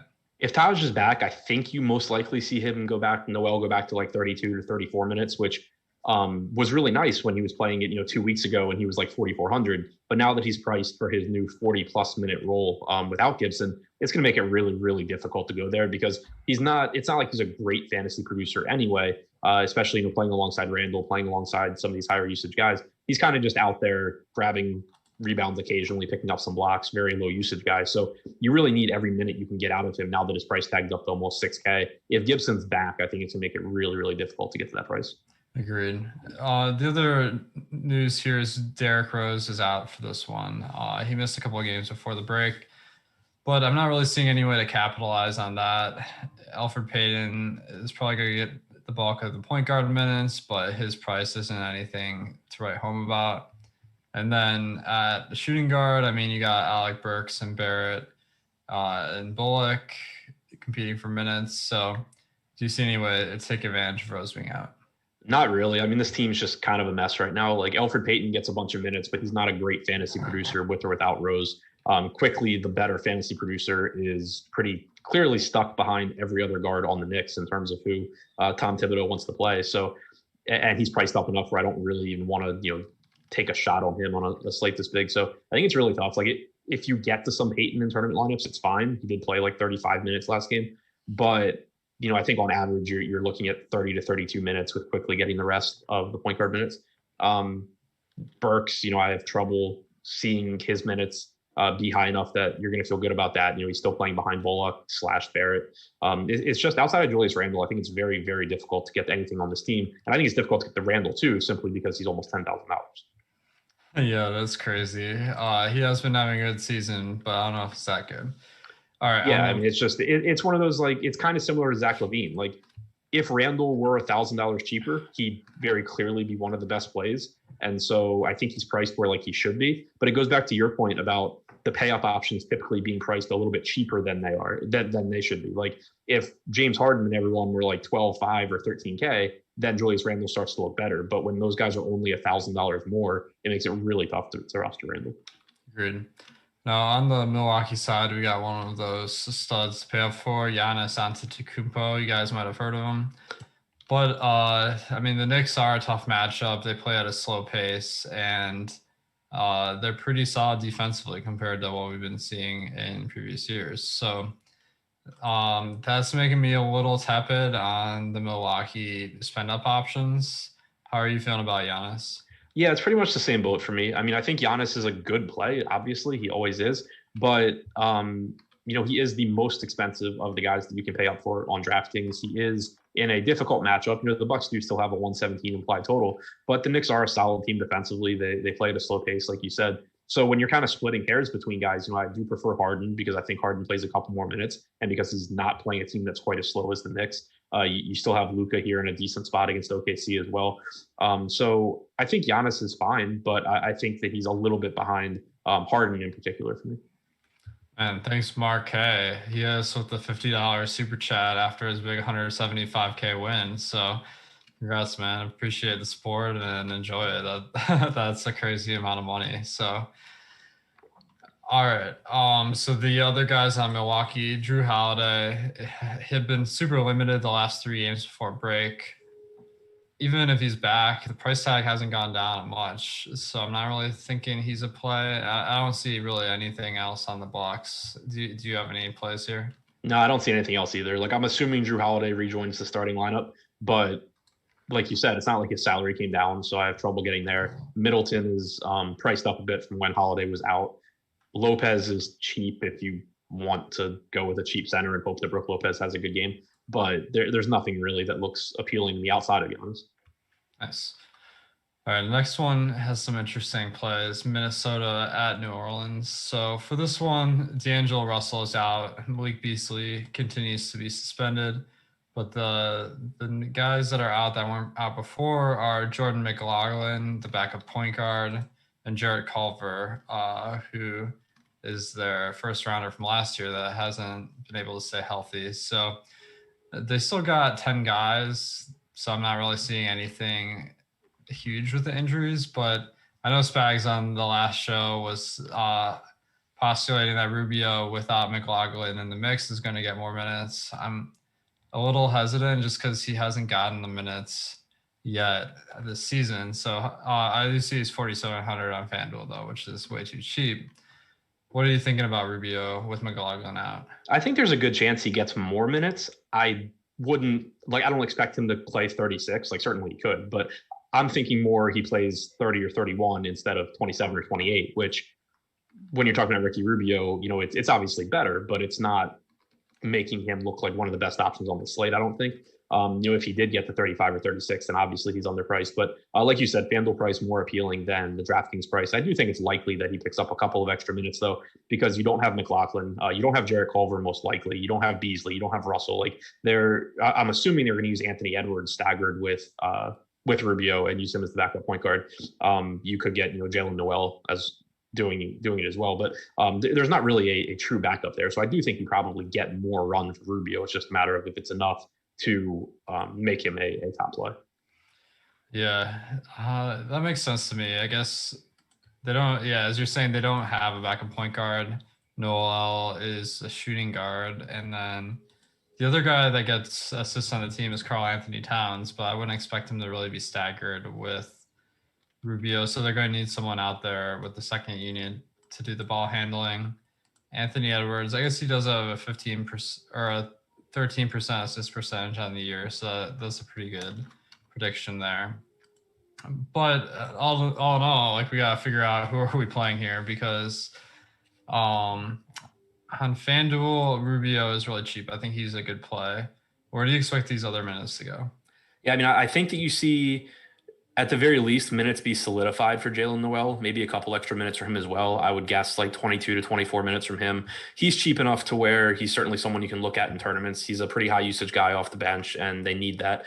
Certainly, though, when you talk about teams like Minnesota that have a lot of interchangeable pieces off the bench, and none of them are particularly likely to be playing 30 plus minutes, there's still a lot of risk, because if they play poorly or someone else plays really well, it's really easy for them to lose playing time. So, I think Jalen Noel has a high ceiling. I think that Jared Vanderbilt has a high ceiling, but again, we've seen even with him starting that he very often only plays like 21 minutes, and Jaden McDaniels takes minutes away. We also got Minnesota saying during the break that they wanted to get Naz Reid playing more minutes alongside Karl Anthony Towns. So I'm not anticipating that you necessarily get a ton of extra minutes from Reid tonight, but he's another body that certainly could cut into Jared Vanderbilt.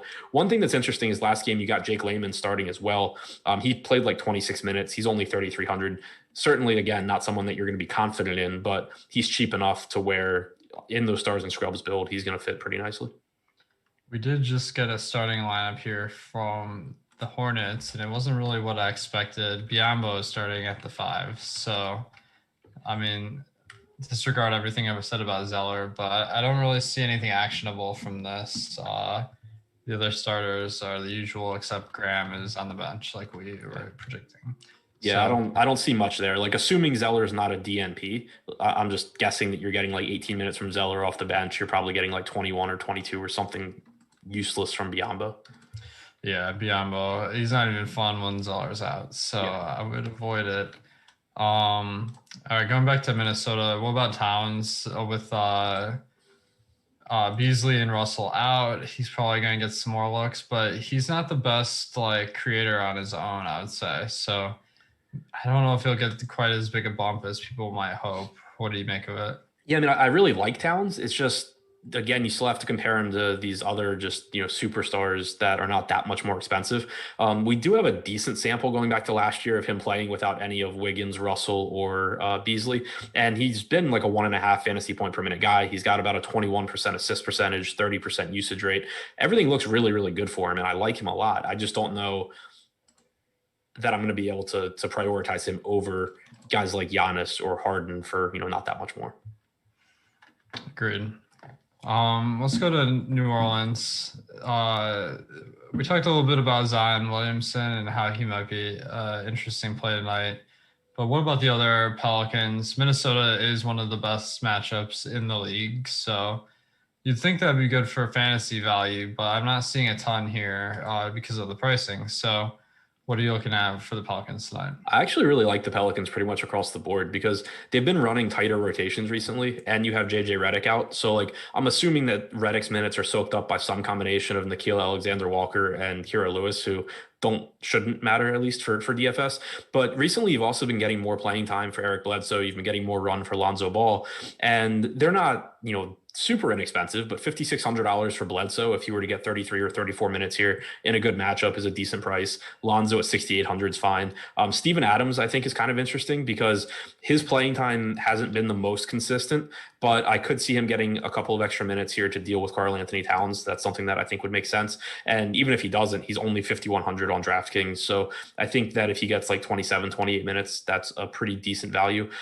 We mentioned Zion, the best fantasy producer on this team at this point, and should play 33 or 34 minutes. Ingram should play 36 minutes. A little bit tough to get to at his price, but ultimately I think that like all 5 of the starters, Ball, Bledsoe, Ingram, Zion, and Adams, are good plays. I don't think any one stands out as like the best play on the slate. I think Zion and Adams are probably the two I'd get to first at their respective salaries.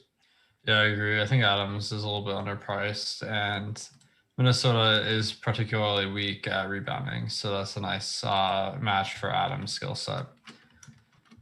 Let's go to Philadelphia at Chicago. So Philadelphia is one of the teams we need to get right tonight. Ben Simmons is out, as well as Joel Embiid. So first of all, the starting lineup is going to be really hard to call because we haven't seen these guys be out on the same day since they had their COVID situation. So start with that. Who do you think is going to pick up a star for Simmons and Embiid? Yeah, so my guess, and like you said, this is just basically a guess, is Curry, Green, Korkmaz, Harris, Scott. Wouldn't be surprised if anyone other than Korkmaz starts. Wouldn't be surprised if Mike Scott doesn't start and like Howard does or Bradley does. But just based kind of trying to piece together who's been filling in for guys when different pieces have been out. That's my starting point, I guess. Yeah, I like that. I think Scott is probably a lock to start. Given Howard didn't start last time that Embiid was out. So Howard does have a really appealing price tag on Fanduel at 3,800. So I'm thinking about him there, but center is a really tough position. So how are you handling Howard as the best value center probably? Yeah, I mean, I think that it'll really come down like it always does at center to like being able to maximize the rest of your positions. But I think that it's going to be a lot easier to do on FanDuel tonight than it would have, like last night or on even, like a 6 or 7 game slate. Because a lot of times on FanDuel, since the positioning is so strict, you run into the issue where it's like, okay, well, if I'm giving up these points at center by playing a good point per dollar play like Howard, I need to make up for it at other positions. And a lot of times at, like small forward or power forward, it becomes really difficult to do. But I think that there's enough pay up options at different positions tonight. It shouldn't be that tough to do. Plus Howard's a good enough per minute producer. And I think there's still a pretty good chance that you're getting 24 or 25 minutes out of him here, that there's a decent chance he gets you like 30 fantasy points anyway, and is actually like a useful piece outside of just the point per dollar aspect. Yeah, I agree. I think there's a chance for Howard. Would you play him on Draftkings at all at 5,300, or is that just a little bit too much? I think that he's still a good play. I think that he's obviously not as good a play as he is on FanDuel, but I still think that like if he gets 24 or 25 minutes, there's a good chance that he gives you 25, 30 fantasy points on DraftKings. All right. So if Korkmaz starts, he's 3,600 on DraftKings, 3,500 on FanDuel. So I think that makes him, if he starts, a really good play on DraftKings. Would you agree? And then suppose we get the news that Matisse Thybulle gets a surprise start. Would you swap off to Thybulle? Because I think we saw that happen once, right? Yeah, I think, Thybulle did get a start at some point this season when I think Simmons was out maybe. Yeah, I mean, I think Korkmaz, if he starts, is a good value. He's only 3,600. Obviously, the minutes, even if he starts, it's not a guarantee that he plays big minutes because they can just do a million different things with their rotation. But, I do think that it would make him look like a much better value. I would expect you get 26 to 27 minutes out of him. Still, taking a back seat most likely to several guys in terms of usage. I also think you'll get Shake Milton getting minutes that, is a higher usage guy. But Korkmaz would be a good point per dollar value. If Thybulle starts, I would hesitate to go there. If Korkmaz doesn't start, I would get off of Korkmaz. But I think I would try and find something better than Thybulle to go to. Just because, again, I don't think that any of these guys starting locks them into 30-plus minutes or anything. And Matisse Thybulle is really out there just to play defense. And that's about it. So even if he does start, maybe he'll get you 15 to 18 fantasy points, which is fine. But I think that there's enough value on this slate that offers a little bit higher ceiling. Yeah, I agree.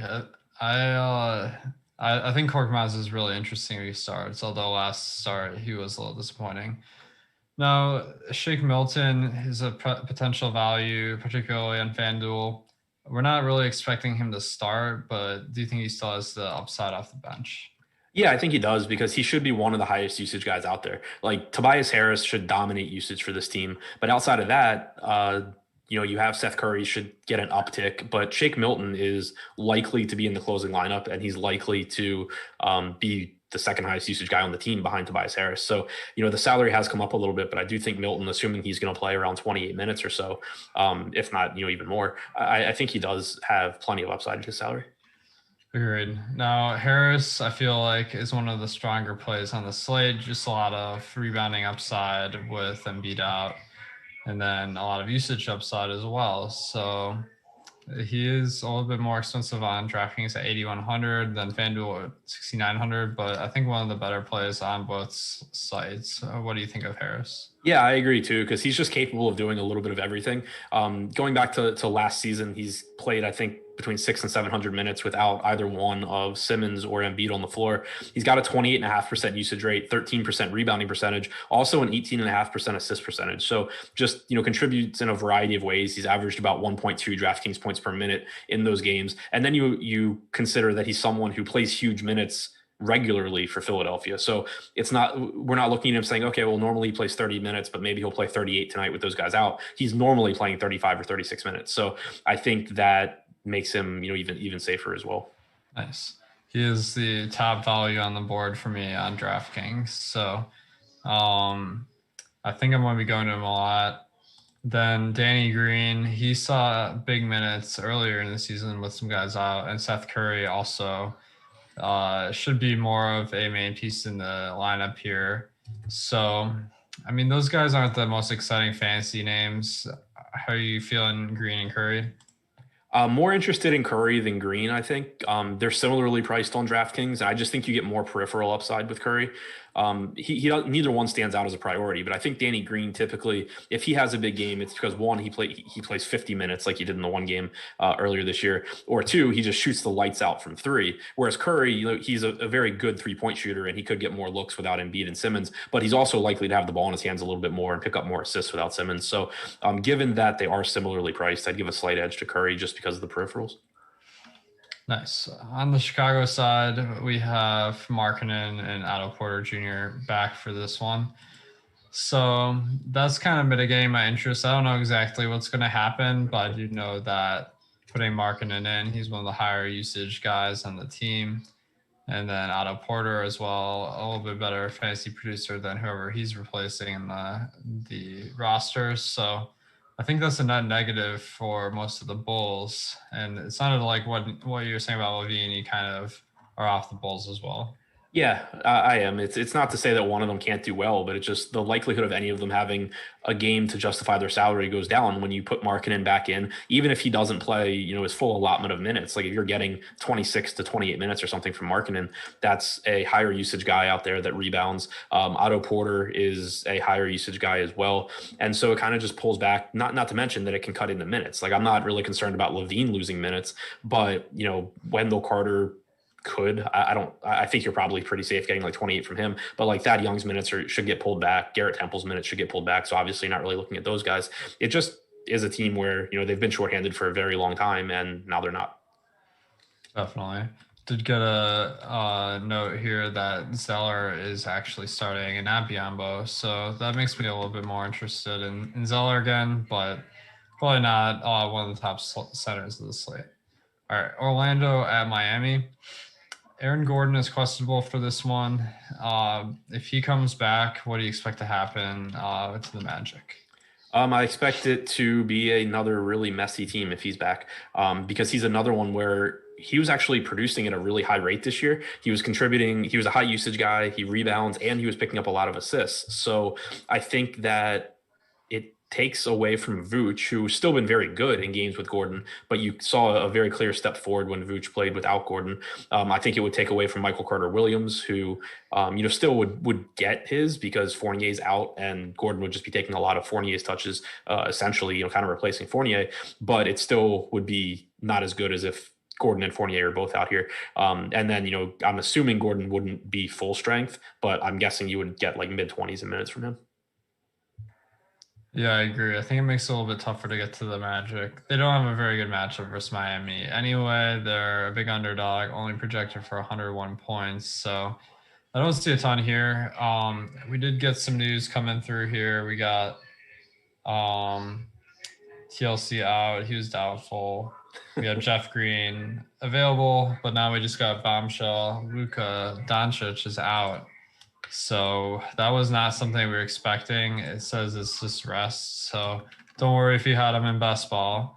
Kristaps Porzingis also out. So this is a shake flipping the slate on its head, as they like to see. So what is your initial reaction to this?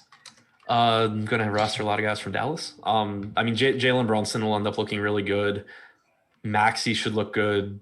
One of the centers, Powell, Cauley-Stein, or Boban will probably look good. That's always a fun guessing game. Tim Hardaway Jr. looks a lot better.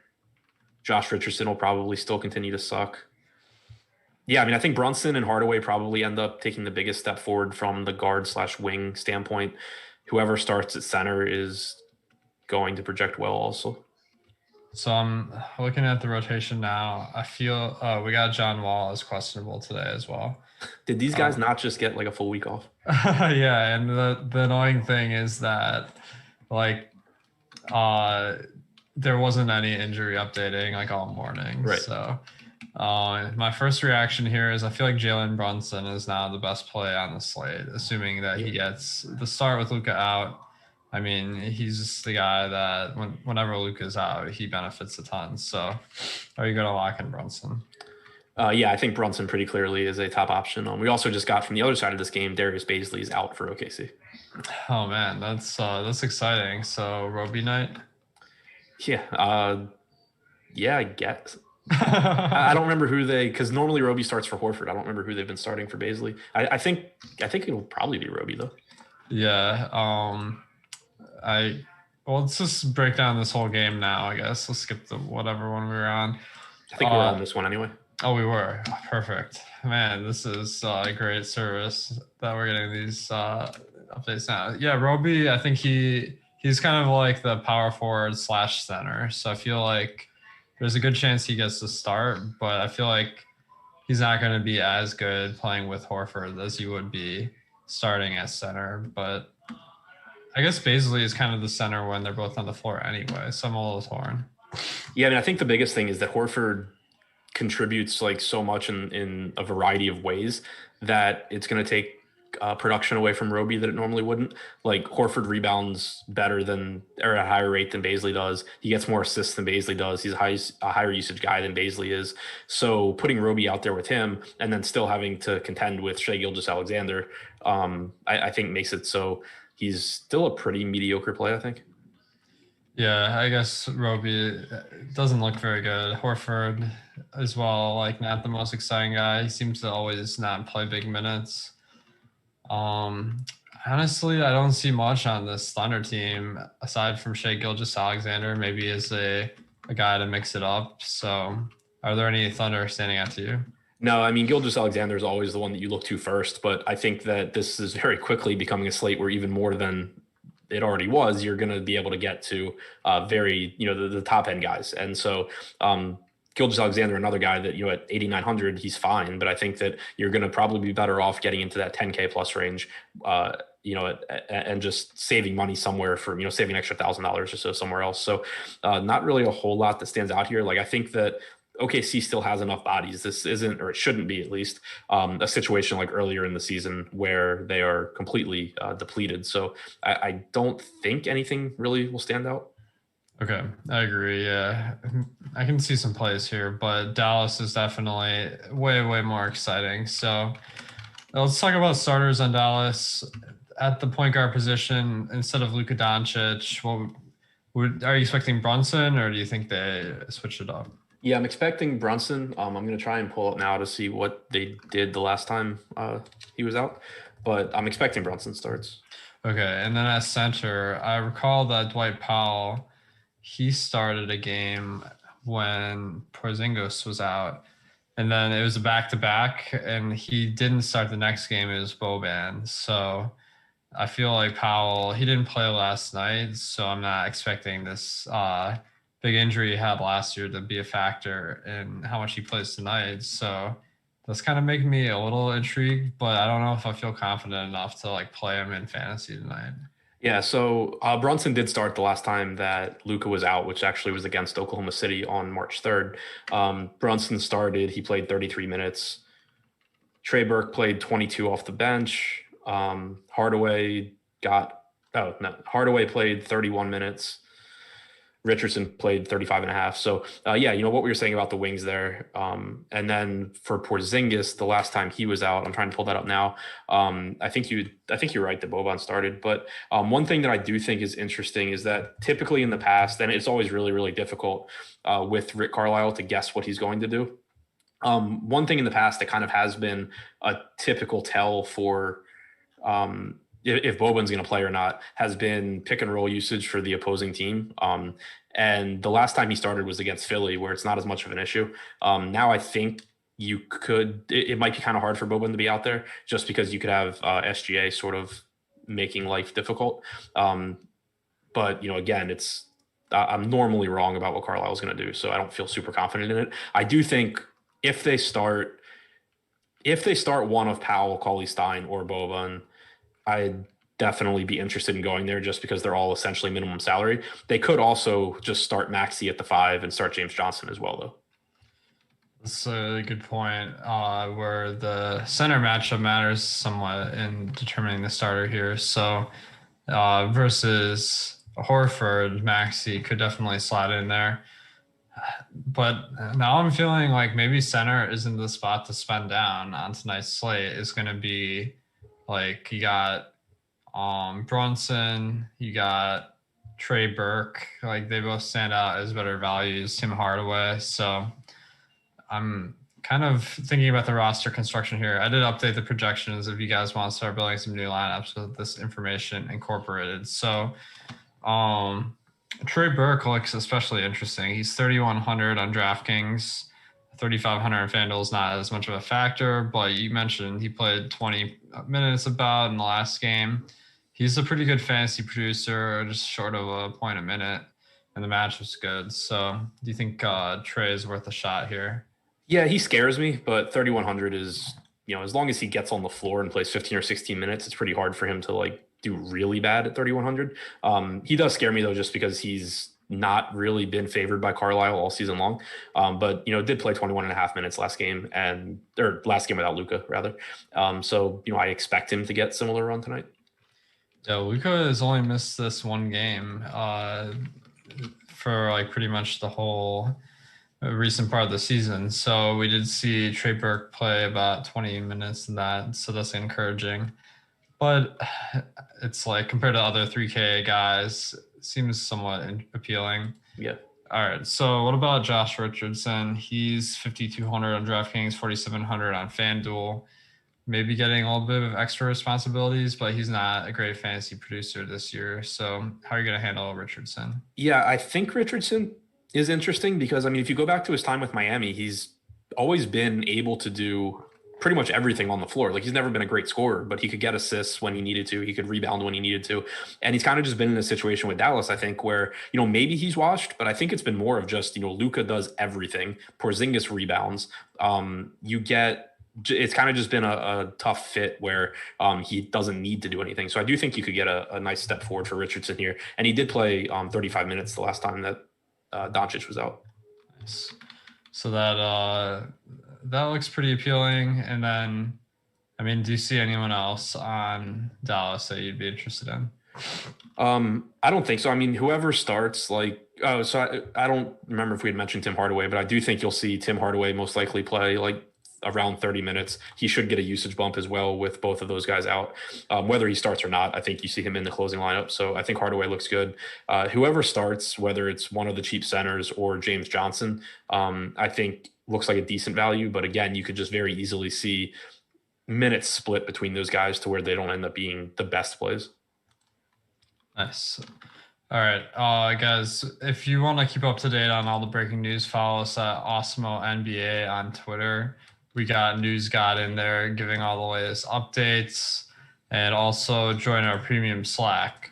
We have this premium NBA breaking news channel, and you can get the push notifications to your phone every time there is a major update.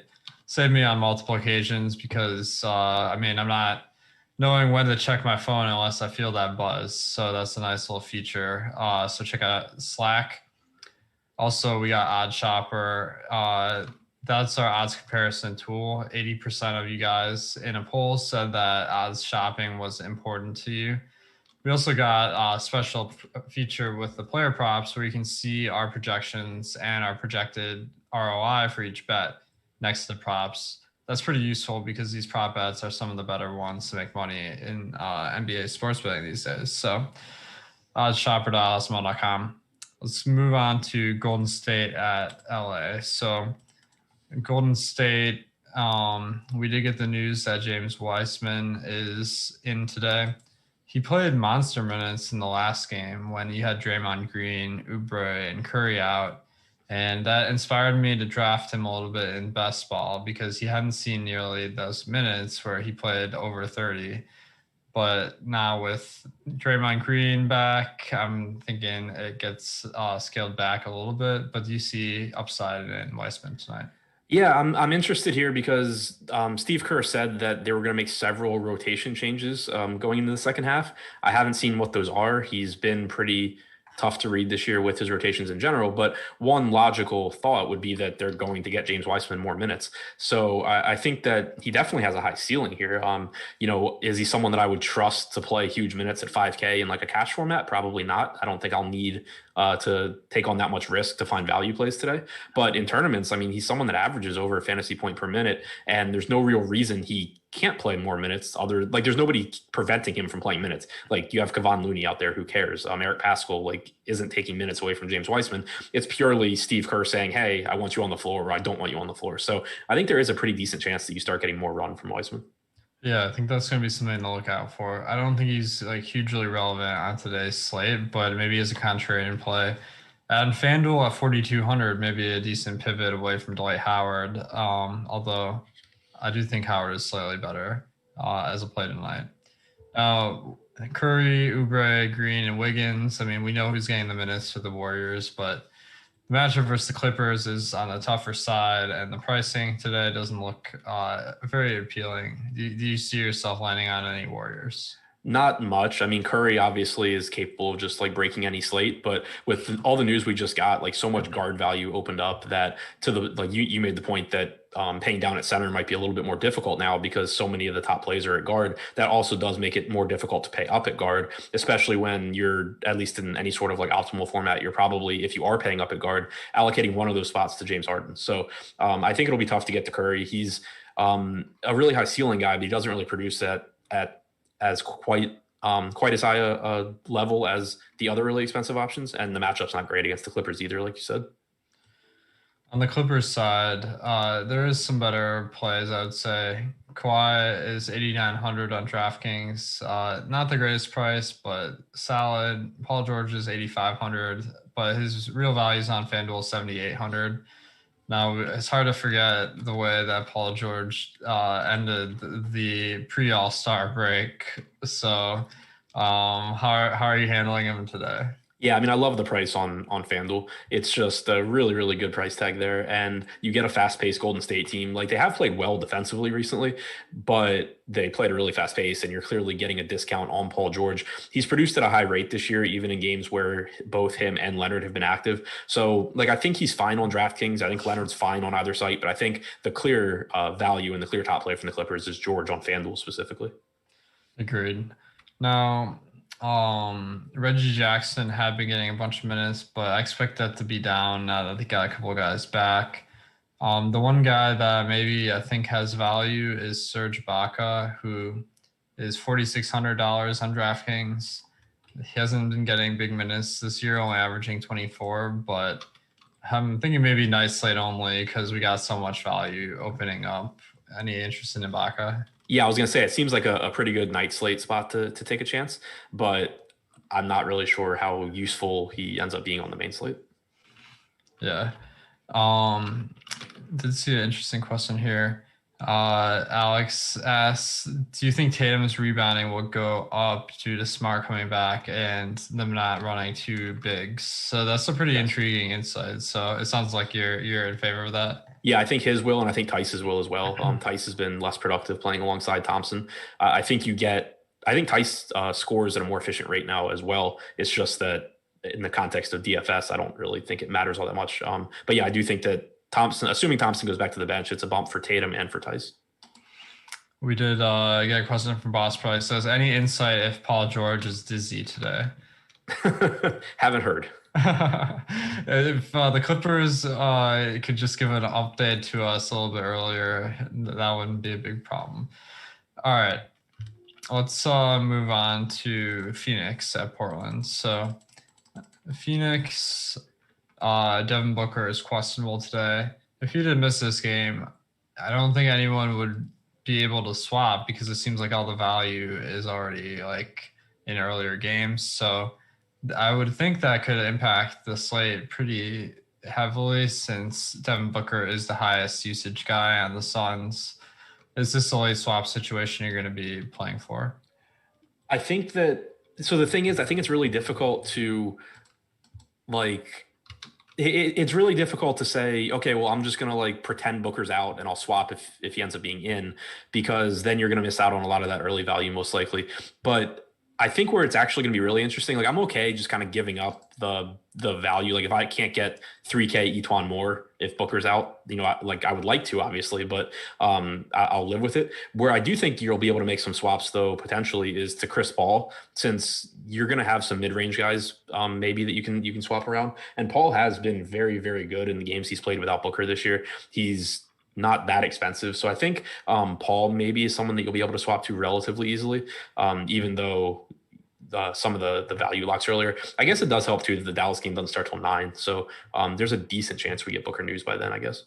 That's a good point. I'm sure we're going to have a lot of players in this Dallas game. So if Booker does play, Portland isn't a tough team to match up against, but still, I'm not really seeing much here. Do you have anyone you're interested in? Not really in the context of the full slate. Like if Booker plays, him and Paul still both look fine, but there's a lot of guys on the main slate I'd rather play ahead of them. On the night slate, they'd start to come into play. You know, and again, if Booker's out, you're getting a really good value, most likely in Etwan Moore, and then Chris Paul's looking really good too. On the Portland side, another situation where not much has changed from an injury standpoint. CJ McCollum and Yusuf Nurkic continue to be out, but that's already priced in. Phoenix is one of the tougher defensive matchups, I would say. So again, on the Portland side, I'm not really finding a ton to like in fantasy. Do you see any Trailblazers you're going to play tonight? No, I mean, nobody needs me to tell them that Damian Lillard can score a lot of points. Comparing him to guys like Giannis and Towns and Harden, I think, you know, he falls behind them. Like his FanDuel pricing is, I think, more appealing at 10K, but at 10.7 on DraftKings, I think it's gonna be really tough to get there outside of late slate or just, you know, intentionally being contrarian in tournaments. Agreed.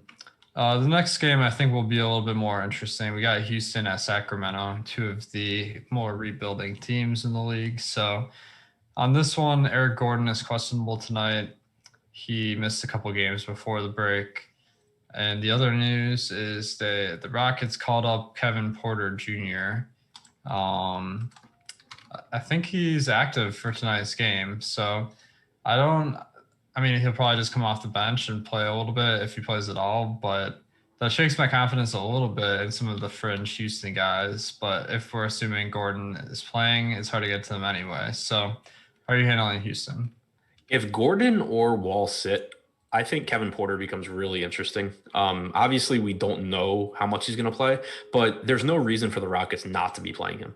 Like, there's just no reason to be playing like Ben McLemore ahead of Kevin Porter, or, you know, really any of these guys ahead of Kevin Porter outside of like John Wall and Oladipo. Like, Porter is potentially a future piece of this team, and he's shown with Cleveland last year he can produce at a high rate. He was doing really well in the G League. He was playing, you know, normal minutes. So I don't know why they would call him up with the intention for him to be like the last guy on the bench or something. So I assume that he's in the rotation right away. And I assume that if one of Wall or Gordon is out, he's playing pretty healthy minutes here at only 3,200. So I do think he's interesting. If we assume that both Wall and Gordon are in, then there's nothing that really stands out to me. Like, it is a good matchup against Sacramento. John Wall clearly can have a big game, as can Oladipo, but you know, with all the guard value and then the pay up options at guard as well, nothing really stands out to me if Wall and Gordon both play. Yeah, I think Wall could be a little bit interesting, but not the most exciting on the whole slate. So, yeah, if Gordon and Wall are out, though, that's going to really change the slate. And we're probably going to be locked into to all of our plays. So Oladipo, I would think, would be a great play, but is that someone that you might just bump up when you're building lineups tonight to encapsulate this upside if some of these guys sit? Yeah, and I think it's another reason that it's a good idea. So he's on DraftKings. Oladipo's 8,200, Paul's 7,800. So you're kind of getting two outs there too. Like if you have a bunch of lineups with Oladipo and Wall ends up playing, if Booker sits, you can just swap him to Paul. If Wall and Booker play, then you're kind of in a rough spot. But it kind of there's two ways for you to win by doing that.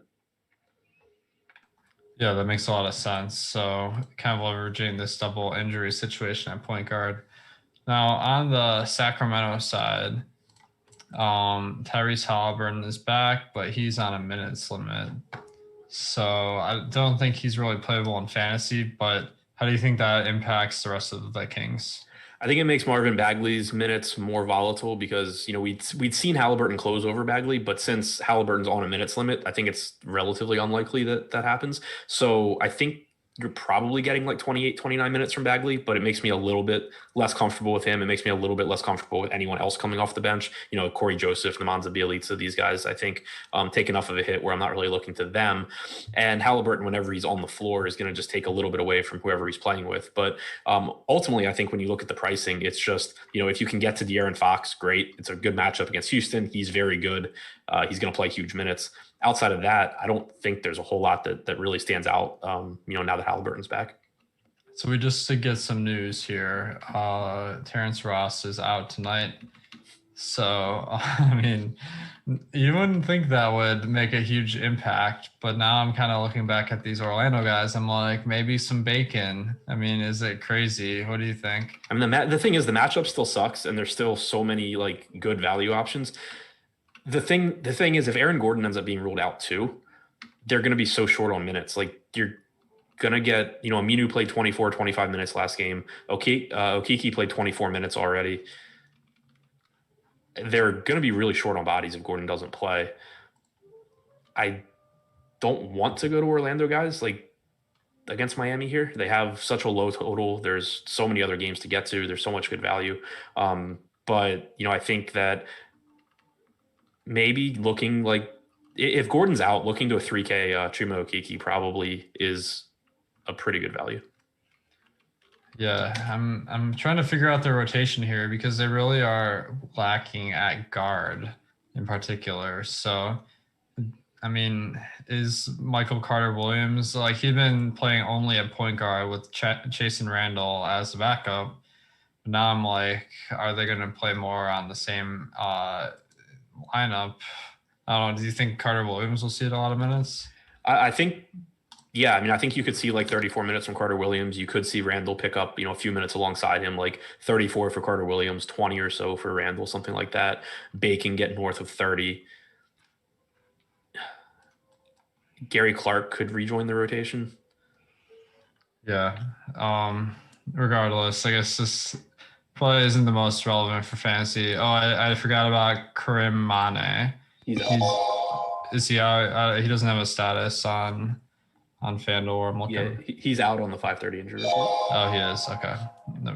Thanks for that heads up then. So they are really weak at guard tonight, but I just don't really see an easy way to capitalize on this. So I'm at a loss here. Let's go back to Sacramento. If Gordon sits, as far as I can tell, they have 9 bodies and 3 of them are centers. That's crazy. Okay, so now that Halliburton's back, do you see that impacting Bagley's minutes? Because it seemed like he's seen a big minutes uptick since Halliburton has been out. Yeah, I think it has a little bit of a negative impact. I think that the minutes limit still makes it so it's not, as substantial. I don't think you're getting Marvin Bagley going back to his 22 to 24 minutes that he was playing prior to Halliburton going down. But I think that it makes it a little bit scarier to go to Bagley. Okay. Yeah, I think he's somewhat appealing, but that is a negative. That's making me think he's not going to play quite as much today. Now, what about the rest of the Kings? Rashawn Holmes hasn't been getting a ton of minutes, but we know he did get them earlier in the year. So do you see any upside with the other Kings guys? I think I mean, like, I think you could get 30 to 32 minutes from Holmes. I think the matchup's good. And the center position really isn't that strong tonight, with no Jokic out there and then Vooch in a pretty tough spot. Although I guess Vooch could end up just being like the de facto point guard at times tonight. I guess, it's an okay spot for Holmes in tournaments, but it's not something I'd prioritize. All right, awesome. So it seems like these late games, we got a question here in the chat from Andrew. Can you discuss Lowry versus Fox on Fanduel, both 8,500? Toronto with injuries, and then Fox has a good matchup versus Houston. Yeah, I think that they're both close. I think that I'd give the edge to Lowry just because of the added upside from guys being out on Toronto. But, I think that they're very similar because Lowry with those guys out is around the 1.15 fantasy point per minute guy. Fox in general is around 1.15 to 1.2 fantasy points per minute. And then both guys play like 37 or 38 minutes. So I think that it's very, very close. I think in tournaments, I'd probably just play whichever one's lower owned if I need that tiebreaker. But, slight edge, I guess, to Lowry just because there's nobody really taking usage away from him. Nice. I have them within like a couple of fantasy points, so I really don't have a strong opinion on that. Maybe I'd go to the ownership for a tiebreaker there. All right, we got 11 games down. It seems like the slate kind of changed so much over the course of the show. So looking back, what do you make of this slate now that we have all these injuries? Yeah, a lot of those early games just became really pointless outside of, just kind of taking contrarian pieces that have high ceilings. It's one where this slate's going to change a ton. Definitely would be planning on being around your computer for most or the entire night tonight. All right, you heard it. You heard it from Adam. Just tell the significant other, can't hang out tonight. There's too much money on the line. But guys, we have a whole hour-long show after this, followed by another segment on Jock Market, our sponsor. So make sure to stay tuned. Do we have the late slate show tonight? We do have the late slate show, and we probably also have a good night for that. The MMA show. So make sure to check those out. We got Greg and Eric following us up here on Live Before Lock. Guys, thanks a lot for supporting the channel and tuning in. And we got a crazy slate. Good luck tonight.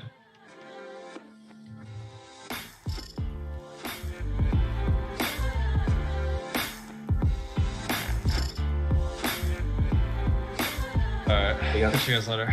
Thanks.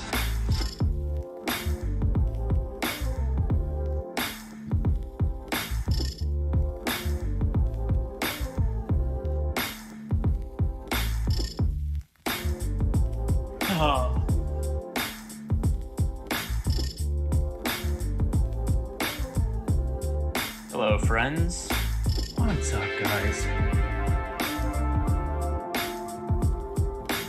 Another relaxing hour and a half upcoming.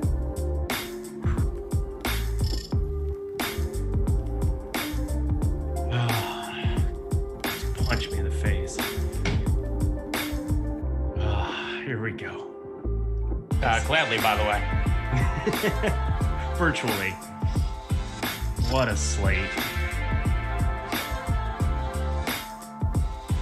Yeah, I'm set.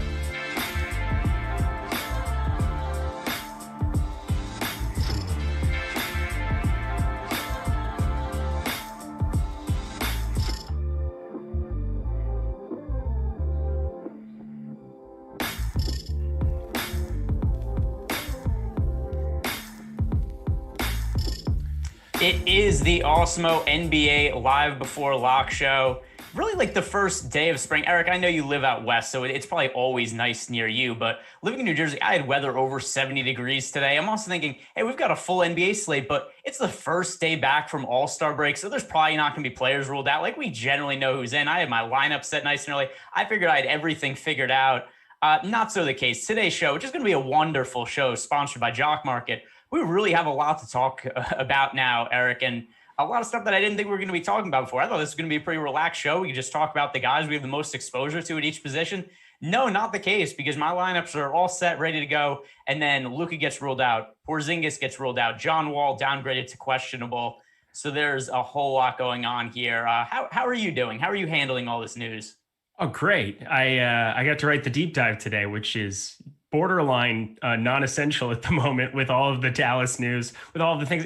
That's kind of the way that it works. I'm starting to just kind of like accept that a lot of the work that you put in on the front end, it helps you react a little bit quicker on the back end because you have a better idea of the slate. But my God, like I thought we would possibly if they were going to do this morning, like you obviously had a plan to have Luka and Porzingis sit. So I don't get it. I don't understand it, but we're here to wade through the madness and excited to talk some jock market afterwards. Also, it's nicer there than it is in California right now. I live in Los Angeles. It's like 55 degrees. It rained all day yesterday. It's a little dreary today. So count your blessings. All right. So let's talk about this news. There's a whole lot. Let's start with the Dallas news. And then I thought we could spend some time talking about the Sixers news. That's old news at this point. Ben Simmons and what team? Who? Ben Simmons and Joel Embiid, two All-Stars for the Philadelphia 76ers who are in first place in the Eastern Conference. Old news at this point. So we're going to have to talk about them because they are some of the top plays on the slate. But I mean, beyond that, let's just start with Dallas because this is what's obviously impacting our lineups the most right now. And full disclosure, when this news came out, I was like, I'm not going to be able to build lineups on both FanDuel and DraftKings and host a show with everything just changed. So I ended up canceling my lineups on DraftKings, just playing on FanDuel tonight. I do have a dummy build for DraftKings though, so I know which players I would be targeting. I just didn't have the time to fine comb it and really get my exposures where I wanted to. So I'm going to be playing on FanDuel tonight. I just wanted to throw that out there. But this news that we have right now for Dallas, Kristaps Porzingis, Luka Doncic, both out. Somebody asked in the YouTube chat, are they injured? No, not really. It's fake injury / rest, tail end of a back-to-back for Dallas. So who do you think stands to gain the most with these guys out now? Well, Jalen Brunson, Trey Burke are kind of the first two guys that we got to talk about. I don't understand any way around it. You're going to have exposure to both of them in bunches. Jalen Brunson's a little bit elevated around the industry because he's played very, very well in the second unit, 5,500 over on DraftKings. He's 5,300 over on FanDuel. I like getting to both of those spots. Josh Richardson is somebody that's going to have to take on more of this offense, 4,700 over on FanDuel. I really have a ton of interest going there. What's going to get really hairy is going to like Tim Hardaway Jr., 4,900 on DK, 4,100 over on FanDuel. I'm expecting him to be crazy, crazy popular over there. And now shooting guard just kind of has a whole nother wrench thrown into it. I'm curious what that ownership is going to get up to as we go. We'll have to wait also for a starting lineup to kind of see. I'm assuming they're going to play Kleba at the 4 and they're going to plug in Powell at the 5. I think that's kind of the way that I'm anticipating this breaking down. And I think that would actually help me have no interest there because if Boban ends up in the starting lineup, jam it. If James Johnson ends up in the starting lineup, jam it. But I'm hoping it goes back to that Powell rotation we saw, but that was alongside Doncic. So I really don't know. Yeah, I find the big man rotation really difficult to parse. I don't have any of them as exceptionally good plays right now. Like I have exposure to Kleber. I have exposure to Willie Cauley-Stein, but not in a significant way, just because there's so many guys who I think are pretty good plays at those positions. Like center, at least if we're talking about FanDuel first, like I think that Dwight Howard is a much preferable option to Willie Cauley-Stein as a cheap center than at power forward. It's not that I dislike Kleber. I have him in 7% of my lineups right now, but power forward's a really loaded position. Tobias Harris taking up a large chunk of my power forward exposure. And then there's a bunch of other guys I want to get to. And there's a whole lot of other value. So I didn't really get to a whole bunch of the Mavs big men. So I hope the minutes are just kind of spread out because that's kind of how my lineups are built right now. I hope so too. And then we saw Terrence Ross got ruled out too. 9,900 of Vooch, you're playing over on FanDuel only. Like for me, that's kind of the spot that I want to end up way over the field at the moment. We see 1.5 FanDuel points per minute without Gordon out there. So we'll wait on that Gordon news here too, but we'll have it. And I guess it's a 5 p.m. lock, 8 o'clock for you on the East Coast. But God, it is gotten very, very dicey here. Trying to figure out some of these other pieces from Dallas that we should have interest because one of them is going to pop. Maybe not the centers, but James Johnson, Maxi Kleba, both kind of provide some extra value, I believe, on this slate now too. All right, so just so we make it clear here, who are your priority plays on FanDuel and DraftKings from the Mavs? For me on FanDuel, there are 3 players from Dallas that I have heavy exposure to. That is Tim Hardaway Jr., Jalen Brunson, and Josh Richardson. Also, let me check. I'm not sure if we have updated ownership yet. We do not. By the way, ownership is free on Awesemo.com. So we're going to be giving out some of that as we go along. And I don't have to feel bad about giving out all the ownership we want because everybody gets to see it for free. Just go to awesemo.com, check it out. That is all free. So on FanDuel, those are the three guys, just in case that was missed: Tim Hardaway Jr., Jalen Brunson, and Josh Richardson that I have decent exposure to. And then on DraftKings, it's four guys who I have a decent amount of in my dummy build. That is Jalen Brunson, Trey Burke, Tim Hardaway Jr., Josh Richardson. All four of those guys came out in right around 50% of my lineups. Is there anybody there you disagree with, or anybody that you'd want to add into that mix? No, I'm right there on it. I've got mostly Brunson at the moment, especially over on FanDuel at 5,300. I'm getting a lot of him compared to what I even thought I would on a spot where you can play 2 point guards. And point guard is a loaded position, but God, he is just popping all over the place. Trey Burke, 3,100 on DraftKings, definitely a priority for me over there. Josh Richardson, I'm getting to a lot more of over on FanDuel, where you can play him at small forward, 4,700. Dorian Finney-Smith, a little bit at 4,300. We didn't even talk about him, but just kind of a guy who can fill up some minutes, maybe get some stocks on FanDuel. Much more interested in going to him over there than trying to play 4,500 over on DK, especially with Tim Hardaway Jr. For only 400 more. Did you get to exposure of Trey Burke on FanDuel? Because I'm not really getting there. The issue is I that have none. No, I'm Okay. trying to nuke it up a little bit. I'm probably just gonna give him the double thumbs up and see kind of what happens there. But for the most part, he's tough to get to because now there is value. That just becomes like a positional scarcity thing for FanDuel too. Like we now have the ability to play Dwight Howard at the bottom end of FanDuel and Vooch at the top end, or Cat at the top end, who I think also deserves some popularity. I know I'm excited to get your Cat thoughts too, because I know that's a guy that you've been high on going forward. But we have them at center. At point guard, we have a plethora of options. We could have, John Wall come off the board and then all heck breaks loose really for that Houston team too, where you have Oladipo, Kevin Porter, some other pieces of value at that bottom end. Kevin Porter, his price tag on FanDuel got inflated up to 4,900. So at least I don't have to think too hard about that. But at 3,200 on DK, I sure do. But now, just in general, all the positions on FanDuel, you have such great value sitting in this bottom 4K zone. And they're pretty much blowout proof. Like, this isn't a bad spot to be at. Like, it's just going to be very, very difficult to get off of having 2 or 3 of these guys in every single lineup over there. Yeah, I think I know I have at least one Dallas player in every lineup. I think the most I have is 4 on. Maybe I don't have any of 4. I'm just. Well, you can only get to 4 on FanDuel, but I had a couple that were sneaking in. Yeah. I'm just checking to see if I have any of 4. It doesn't look like I have any 4, actually. I didn't set any kind of rule in Fantasy Cruncher, but it looks like the most I have is 3. But I have at least one player from Dallas in every single lineup on FanDuel. Agreed. Yeah, there's no way around it. They're too cheap. They give you too much access to other plays on the top end. What's the failure look like for some of these guys? The failure for them is better than some of these guys that we would have been punting with, taking shots at on this bottom end. It gets me off of having to do Tyrese Maxey things. It gets me off of trying to do something cute at the bottom end. 3,500 at small forward, some of these Timberwolves as well. I'm just happy to have some of these guys, and now we're just going to plug and play and hope the ownership doesn't get completely out of whack here in the next hour, but I'm sure it will. All right, so we've got more news that's coming in right now. Bogdan Bogdanović will not have a minutes restriction today. Now, with that said, I don't expect him to go out and play 30 minutes or anything like that. I'm still thinking he's probably going to play somewhere in the neighborhood of 24 to 26 minutes. Is this going to change anything significantly for you? Because he is very cheap and much cheaper than we would have expected coming into the season. Yeah, 3,500 on both sites. It's somebody that I liked coming in as a punt. I don't think he's nearly the priority that he was as of a couple minutes ago, as of 20 minutes ago. But I'm definitely going to still get to a little bit. He is the flat min over on FanDuel at a small forward position. I don't expect those minutes to get out of whack. He played 18 minutes and 20 minutes the last 2. I can't see him getting over to 24, 26, but there are still a number of those pieces on the wings missing for Atlanta.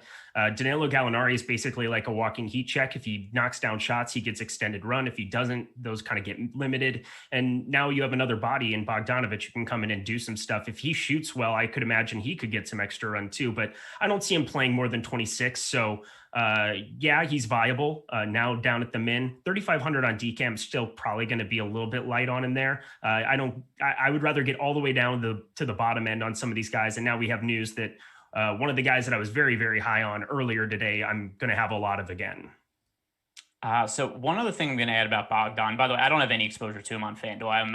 I'm at 0% of Bogdanovich. Wowzer.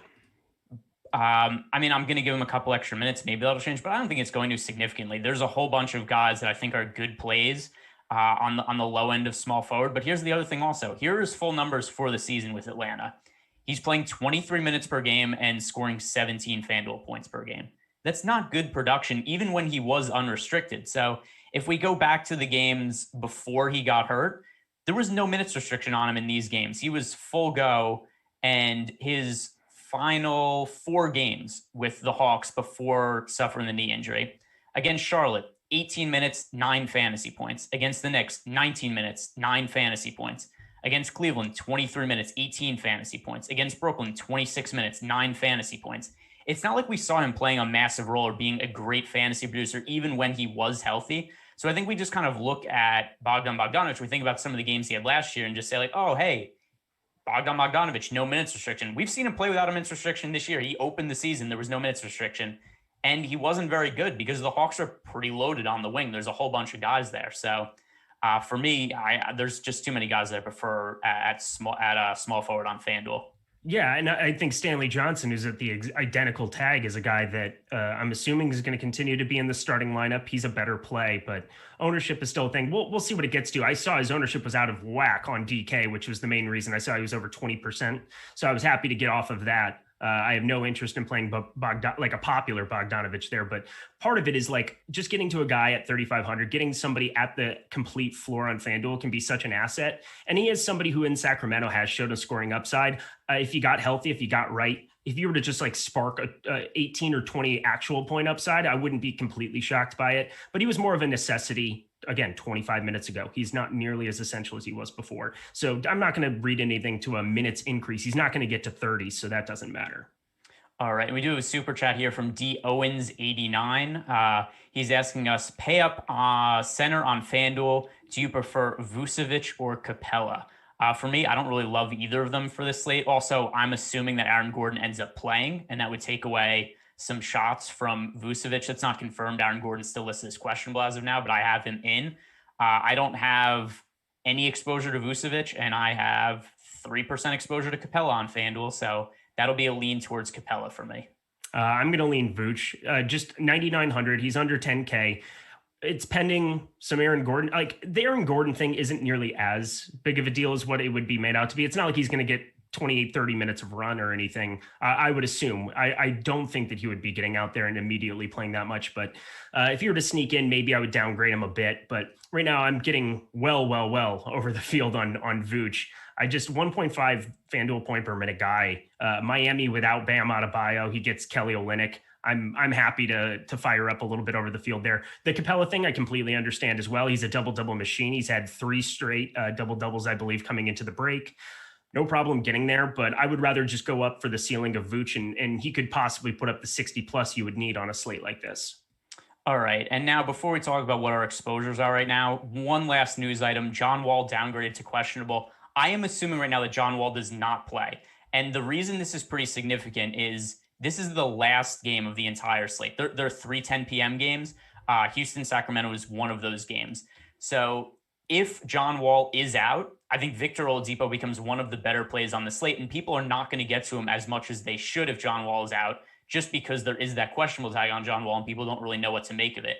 While I do think obviously there's a chance that John Wall plays, for me, I'm going to build my lineups for the upside of John Wall being out, and I'm getting to Victor Oladipo at a fairly decent clip right now. I'll just bring up what my He's my highest owned shooting guard, so I'm right there with you. Okay. I have 66%. Oh, okay. I have him 23%. So he's not my highest owned shooting guard, but he is one of my more exposed players at the position. What do you make of the John Wall situation? Do you think he's more likely to play or sit? Also, by the way, Eric Gordon listed as questionable. Let's say Gordon and Wall are both out. Which guys do you want to get to other than Oladipo in that situation? I think right off the bat, Kevin Porter Jr. would be added to the conversation at 3,200. We talked about how he got inflated over on at small forward on Fanduel, so I'm less intrigued getting over to him there. But I'm right there with you, where I'm just kind of assuming if somebody gets downgraded in the course of the afternoon, more times than not, you're going to look at a situation where John Wall is going to be out. Now, projections aren't necessarily going to account for this right off the bat, so I would rather account for it and make the messy swaps, because I am somebody who sits on my computer and just hits the late swap button and has no regard for what my lineups used to look like I used to once upon a time. I just can keep hitting refresh on that and not really care how it pops out. But like the opportunity that you have to pivot onto a guy who would be probably one of the highest owned shooting guards, even with some of this Dallas news. If you had John Wall get ruled out this second, you're going to get to wait on that news for another 2+ hours, 3+ hours. And you could be looking at having gigantic leverage on one of the best plays on the slate. We've seen him get this run, whether they're trying to move him or not. He said no to a 2-year, $45 million deal, which I think proves that he's somebody that is possible to get moved before the deadline. And Houston might want to get some assets or something for him if they can trade him to a contender. But so this could just be a straight up showcase game. And what a game it would be if you had John Wall and Eric Gordon sitting out, got 36+ minutes of a guy who's already proven it. That last game before the break was just glorious. I'm happy to get as much of him as possible and live with the result if he ends up sitting, or sorry, if Wall ends up playing. Another guy, I think Sterling Brown could end up in the starting lineup. He would be another cheap guy I look at. I agree with you on Kevin Porter, at least on DraftKings. FanDuel, I don't think I'd go there unless we find out that he's starting or something crazy. Actually, this is kind of interesting. What do you think would be Houston's starting 5 if neither Gordon nor John Wall play? Like Victor Oladipo would definitely be in.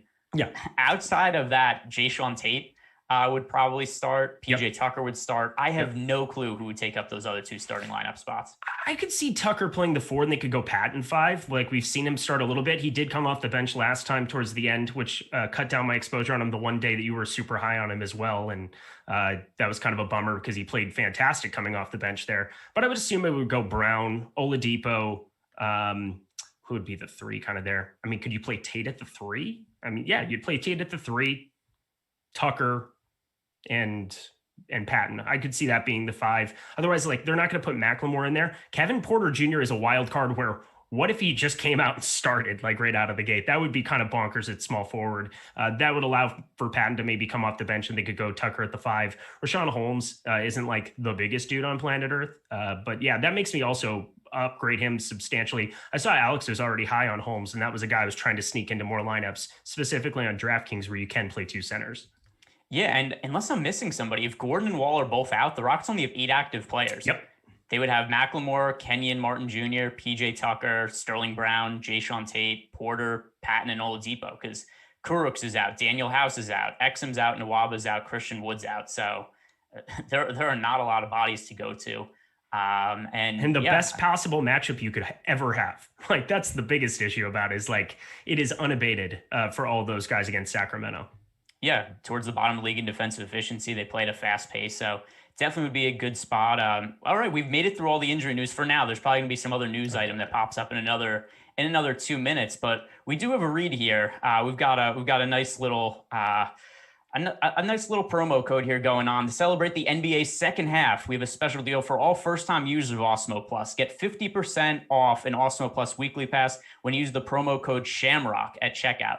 That's $15 for full Awesemo Plus access to all DFS sports, including NBA, PGA, NHL, NASCAR, MMA, soccer, esports, and college basketball, which we have projections in just in time for March Madness. This offer is for first-time users and only valid through 3/17. So, Eric, in the nature of the promo here, Shamrock, tell us about a time you got lucky, not DFS lucky. What's a time that, because we all think about our bad beats, right? What was the time you had a bad win? What was the time that you won when maybe you shouldn't have? I know for me, I once uploaded the wrong CSV on FanDuel and ended up winning a GPP that night. Have you ever been that fortunate or had anything turn in your favor like that? I think in hindsight, definitely. I was in Vegas. This would have been back the Auburn-Oregon national title game.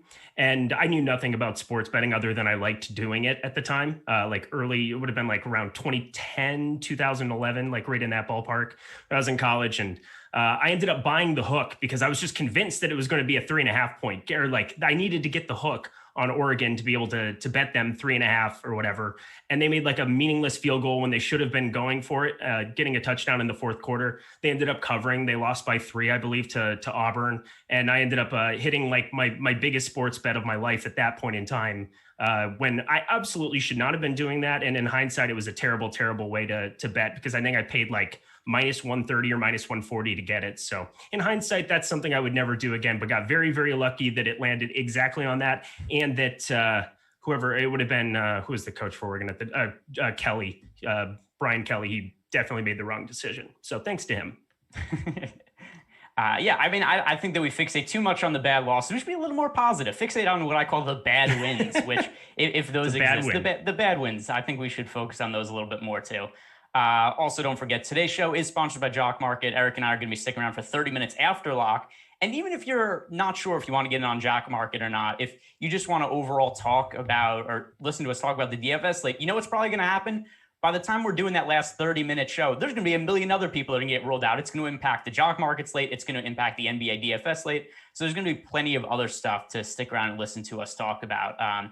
So now let's get into some of the players that we actually do have exposure to in our lineups right now, starting with the point guard position.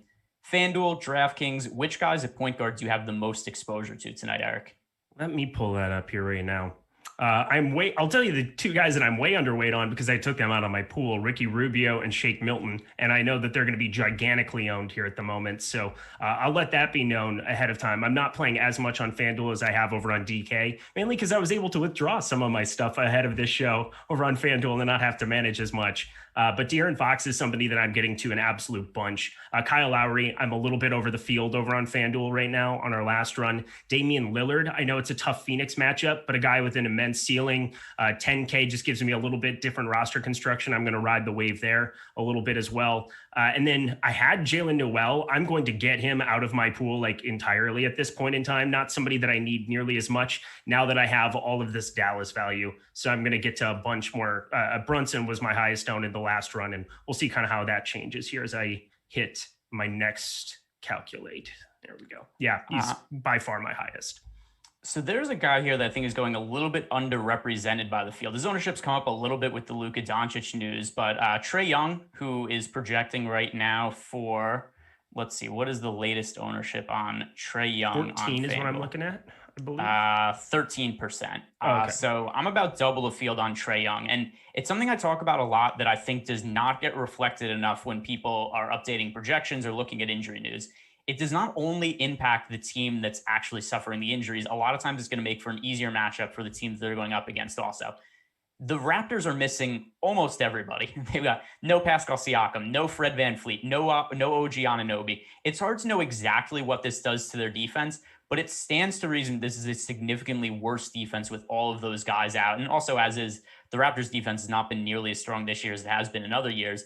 But with all of that injury news, I don't think that Trae Young should only be 13% owned on FanDuel, especially when he's only 8,800. This is a really cheap price compared to what we normally see from Trae Young. We've seen his price get up over 10,000. So considering what I think to be the relative ease of this spot, I think that Trae Young is somebody who's going overlooked. He's my favorite spend up option at point guard. Do you feel similarly about Trae Young, or did you not get to him? How do you view him on the slate? I don't mind it. I would say we have seen Bogdanovic. If we were going to get any increased run from him, he is somebody who likes to chuck it a little bit. You have Danilo Gallinari, who has shown some upside and played better of late. He and Trae Young did combine for an upside the other night, so I'm not like completely against it by any means.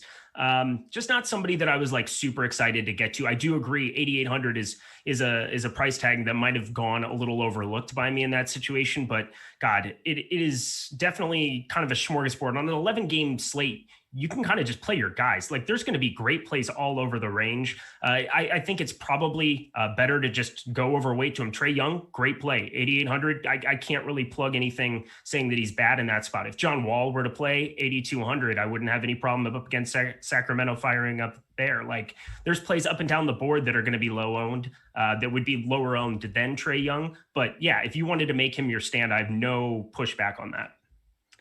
And then the chalk and by the way, also in terms of what you said there, in general, I agree with that also. I mean, there's so many viable plays on the slate and it is hard to get to everybody. I'm taking a stand on Trae Young, but I don't think he has to be the guy, especially because if we look at some of the chalk plays at the bottom end of point guard, I think all of these guys are strong options. Jalen Brunson, Ricky Rubio, and Shake Milton.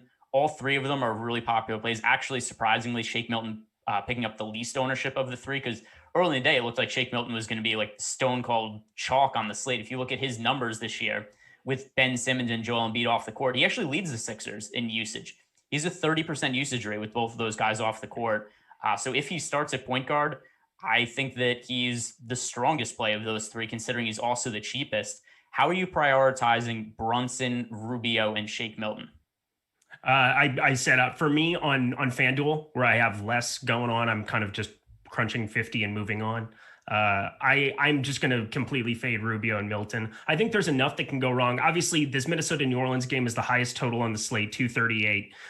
My thing is that Rubio, they're basically just splitting his minutes down the middle with Noel. And I know that they haven't had any close games in the last 3 or 4 coming into the break. And so you could see Rubio get up to 28 minutes, but he hasn't been particularly effective this year. In general, we have seen some random upsides. I know he played well the middle of February against Indiana. He had a little bit of an upside, but for the most part, he just hasn't looked that great. I watch way too much Timberwolves basketball for them being the worst team in the league. It's probably the team that I end up watching the most, being from the Minnesota area. I just don't really like what I've seen from him there. Obviously, you have Malik Beasley out. You still have D'Angelo Russell out. So if you were to get those extended minutes to 28, just like Cat, if you were to get to 35, I would have a lot of interest in this team. But with other options that have kind of like shown up on this slate, I don't really need to go there. Same thing with Shake Milton, where I think that there's enough that can go wrong at 4,200. And with Jalen Brunson now and Trey Burke, there's just so much opportunity that exists there that's built in. I'm not sure that all the ownership has the time to flood from those two guys to Brunson and Burke. So I'd rather just go completely way overweight on those two and live with the result.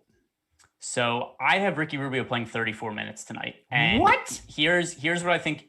Jordan McLaughlin's out. Okay. So Jordan McLaughlin has been playing a significant amount of minutes lately. Jordan McLaughlin over the last handful of games, I'm just going to bring him up. He has played he played 24 minutes last game. The game before, they played 23 minutes, 23 minutes, 20 minutes, 25.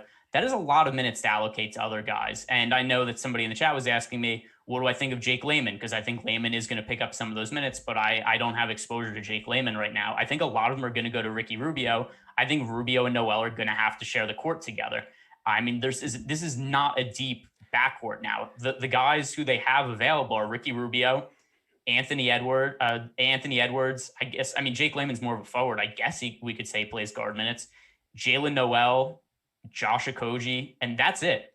I don't see any way that Rubio and Noel don't end up sharing the court at some point today, because there just aren't enough minutes to go around the backcourt. You're assuming competence. That's the problem that you're making, is you're assuming that Minnesota knows what they're doing. And they, I mean, between Okogie and between Layman, who can play some three, they have Vanderbilt, McDaniels, Juan Hernan-Gomez, who, isn't going to be somebody that I want for fantasy purposes, but he can fill up 16 minutes here and there as well. Like, there's enough spots where they could go quote unquote big in a couple of these places. They played Layman a lot at the 3. I don't know. I'm just not completely sold that they would be smart enough to do such a thing. I don't think they're trying to win. I don't think that that's like part of their initiative here going forward with this new coaching regime.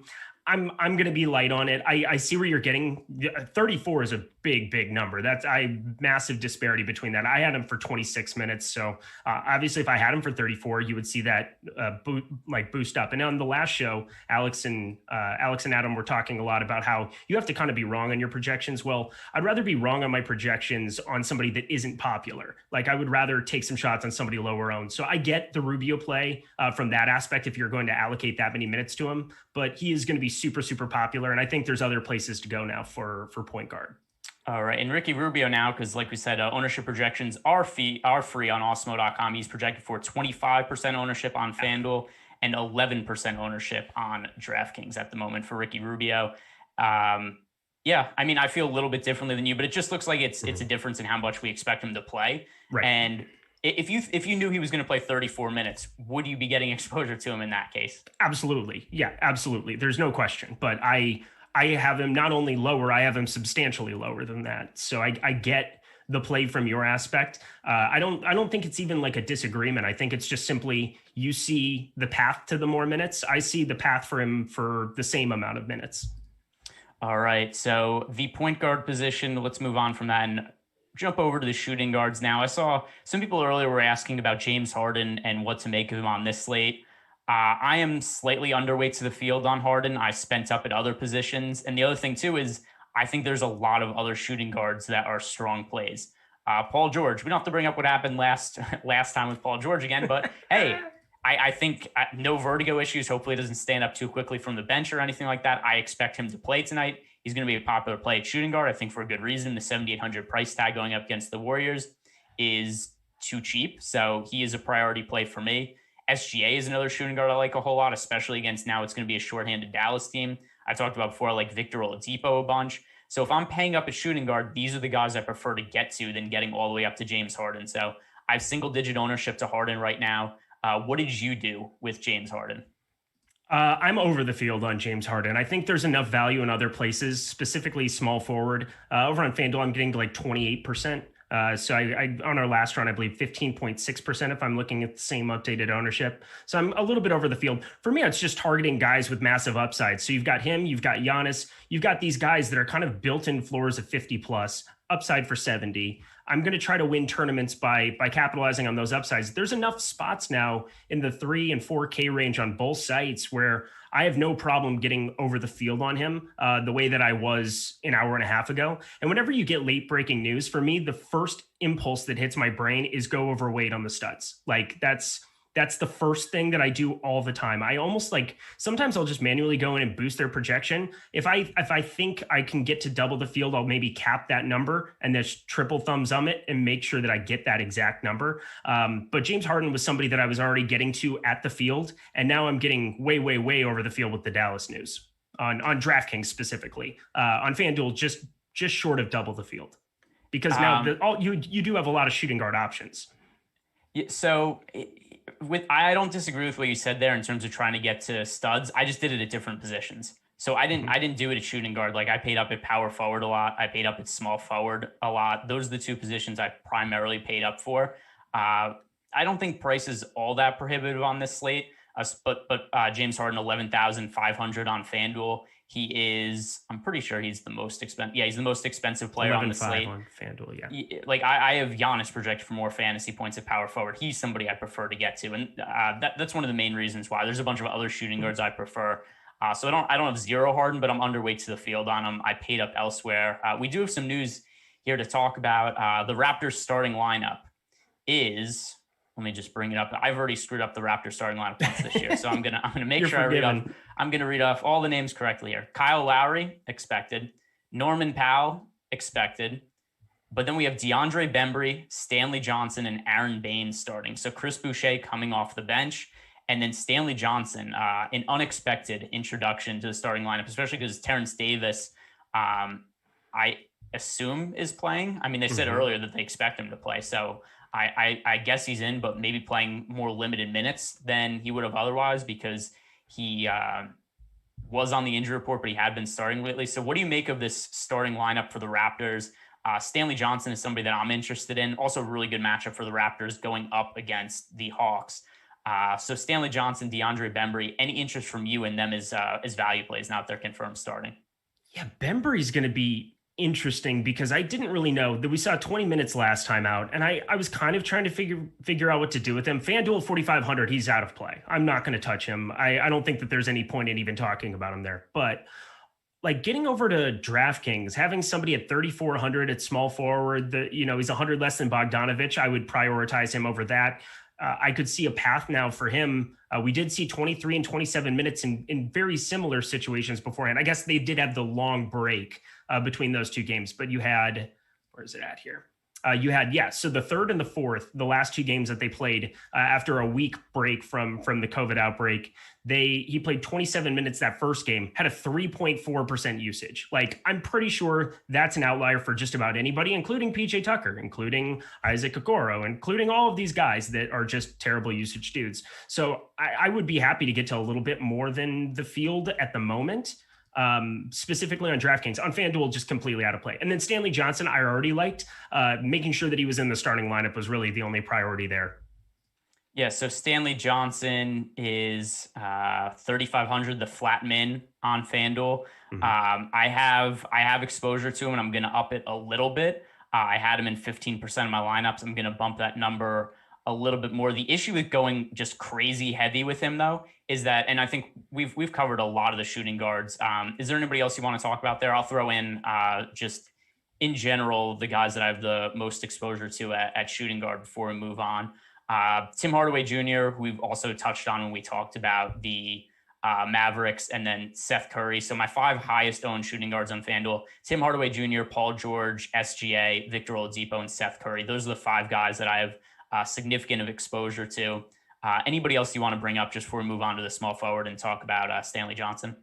I mean, I wish I could make Manuel Quickly a thing, but I can't. That's impossible to do. Don't play Dwayne Bacon. Aaron Gordon just got ruled in. I'm not a big fan of going that direction here at this point in time. I could see some shots on, depending on what that Sixers starting lineup ends up being. You could have some Korkmaz at the bottom min. We've seen him spike shooting upsides here, but he was very popular earlier in the day. That ownership has come down drastically. So I'm kind of maybe thinking still taking a couple shots there because he is the flat min at shooting guard. But otherwise, I think we've kind of hit the broad strokes. I mean, for me, it's going to be a lot of the Mavs combined with Oladipo. All right, and we do have a super chat here from Andrew Kang. It is related to Oladipo in the shooting guard position, so it is timely right before we switch positions. What's up, guys? If Wall is out, do you like Oladipo more than SGA? Oladipo seems like a good play regardless because of the matchup and for the pay up. And then also Harden or Giannis, bad matchup against the Knicks. Is Giannis matchup proof? So let's talk about this in 2 parts. First of all, just simple here. If Wall is out, do you prefer Oladipo or SGA? It is Oladipo for me. If John Wall is out, what say you? Yeah, Oladipo. I think it's close enough already that I would want to make the tiebreaker. I have an opportunity to get an absolute smash in Oladipo later, so just wait. And then the other part of the question, I assume this is DraftKings related. Giannis or James Harden? I guess no other context given there. Which would you prefer to pay up for, all else being the same? I personally have Giannis project for more fantasy points than Harden. Therefore, I go to him. I also have more exposure to him on FanDuel than I do to Harden, although that's a little bit more because of positionality. But Giannis versus Harden, which is the preferred option to you as a pay up on DK? I mean, I'm getting to a ton of both. I'm over the field on both. I don't think it's that hard to be over the field on both. If you made me pick one or the other, I do like the positionality, the argument to be made there for Giannis.